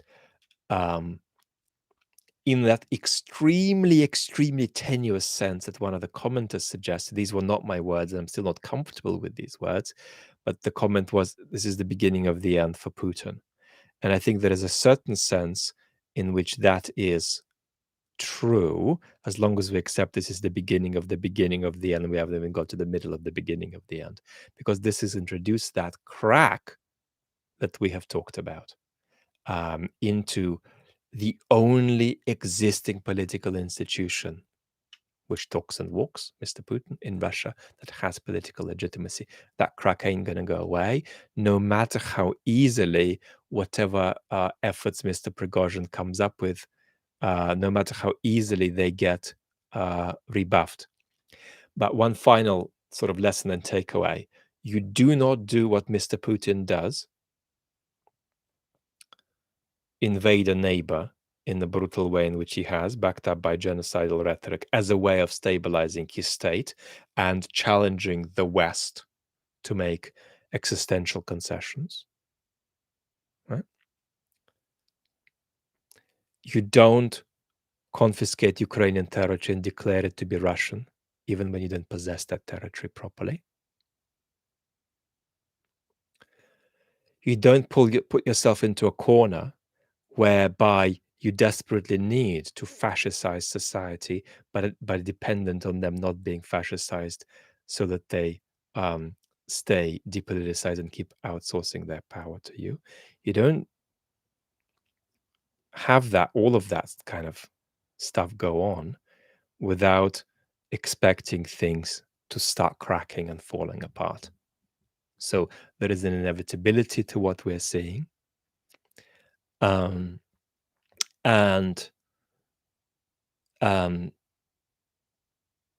actually, I had, I'll confess, um, the last thing I'll do is confess, I had a video prepared on this, just the beginnings of a video. Not much really, just a folder for some such case like this. But of course, because of my health, I never filled that detail out. But what that means is that anybody who follows Russia properly, there's lots of people who do a wonderful job, um, you know, is going to realize that when we put all of the things on the table, this is not a reality that's going to fail to lead to these consequences. And then eventually the consequences much worse than these consequences for the stability of that regime, which means we're not in a pre-revolutionary situation, but we are seeing inevitable cracks that are not reversible and which we will analyze in more detail. Lots and lots of love. Everybody, Crusader Damien, is throwing in one last question. Do you believe that the Russian Federation can withstand even a small push? Yes, it can withstand a small push easily. But there are plenty of resources. There's plenty of National Guard about. So there's plenty of resources to withstand a small push. But what we're going to know probably tomorrow is what kind of push there has been. If there has been a small push or a smaller than small or a bigger than small push. And I'll be like a broken record repeating my point about the crack because it's going to remain anyway true. But the exact size of the crack and the speed with which it might lead to other cracks and what these other cracks might be is what we're going to discuss in the hours and days to come. Lots of love, everybody. Take great care, and we'll be connected tomorrow on the main channel or on the chat channel, more likely. So keep in touch. Lots and lots of love, and take care. I'm going to click back to live chat. See you saying goodbye. Bye-bye, everybody. Bye-bye, Suzanne. Lots of goodbyes. All of my deep appreciation. Philippe, bye. Rachel. Gorgeous comment. Bye, bye, bye, everybody. Bye, bye, bye. Talk very soon.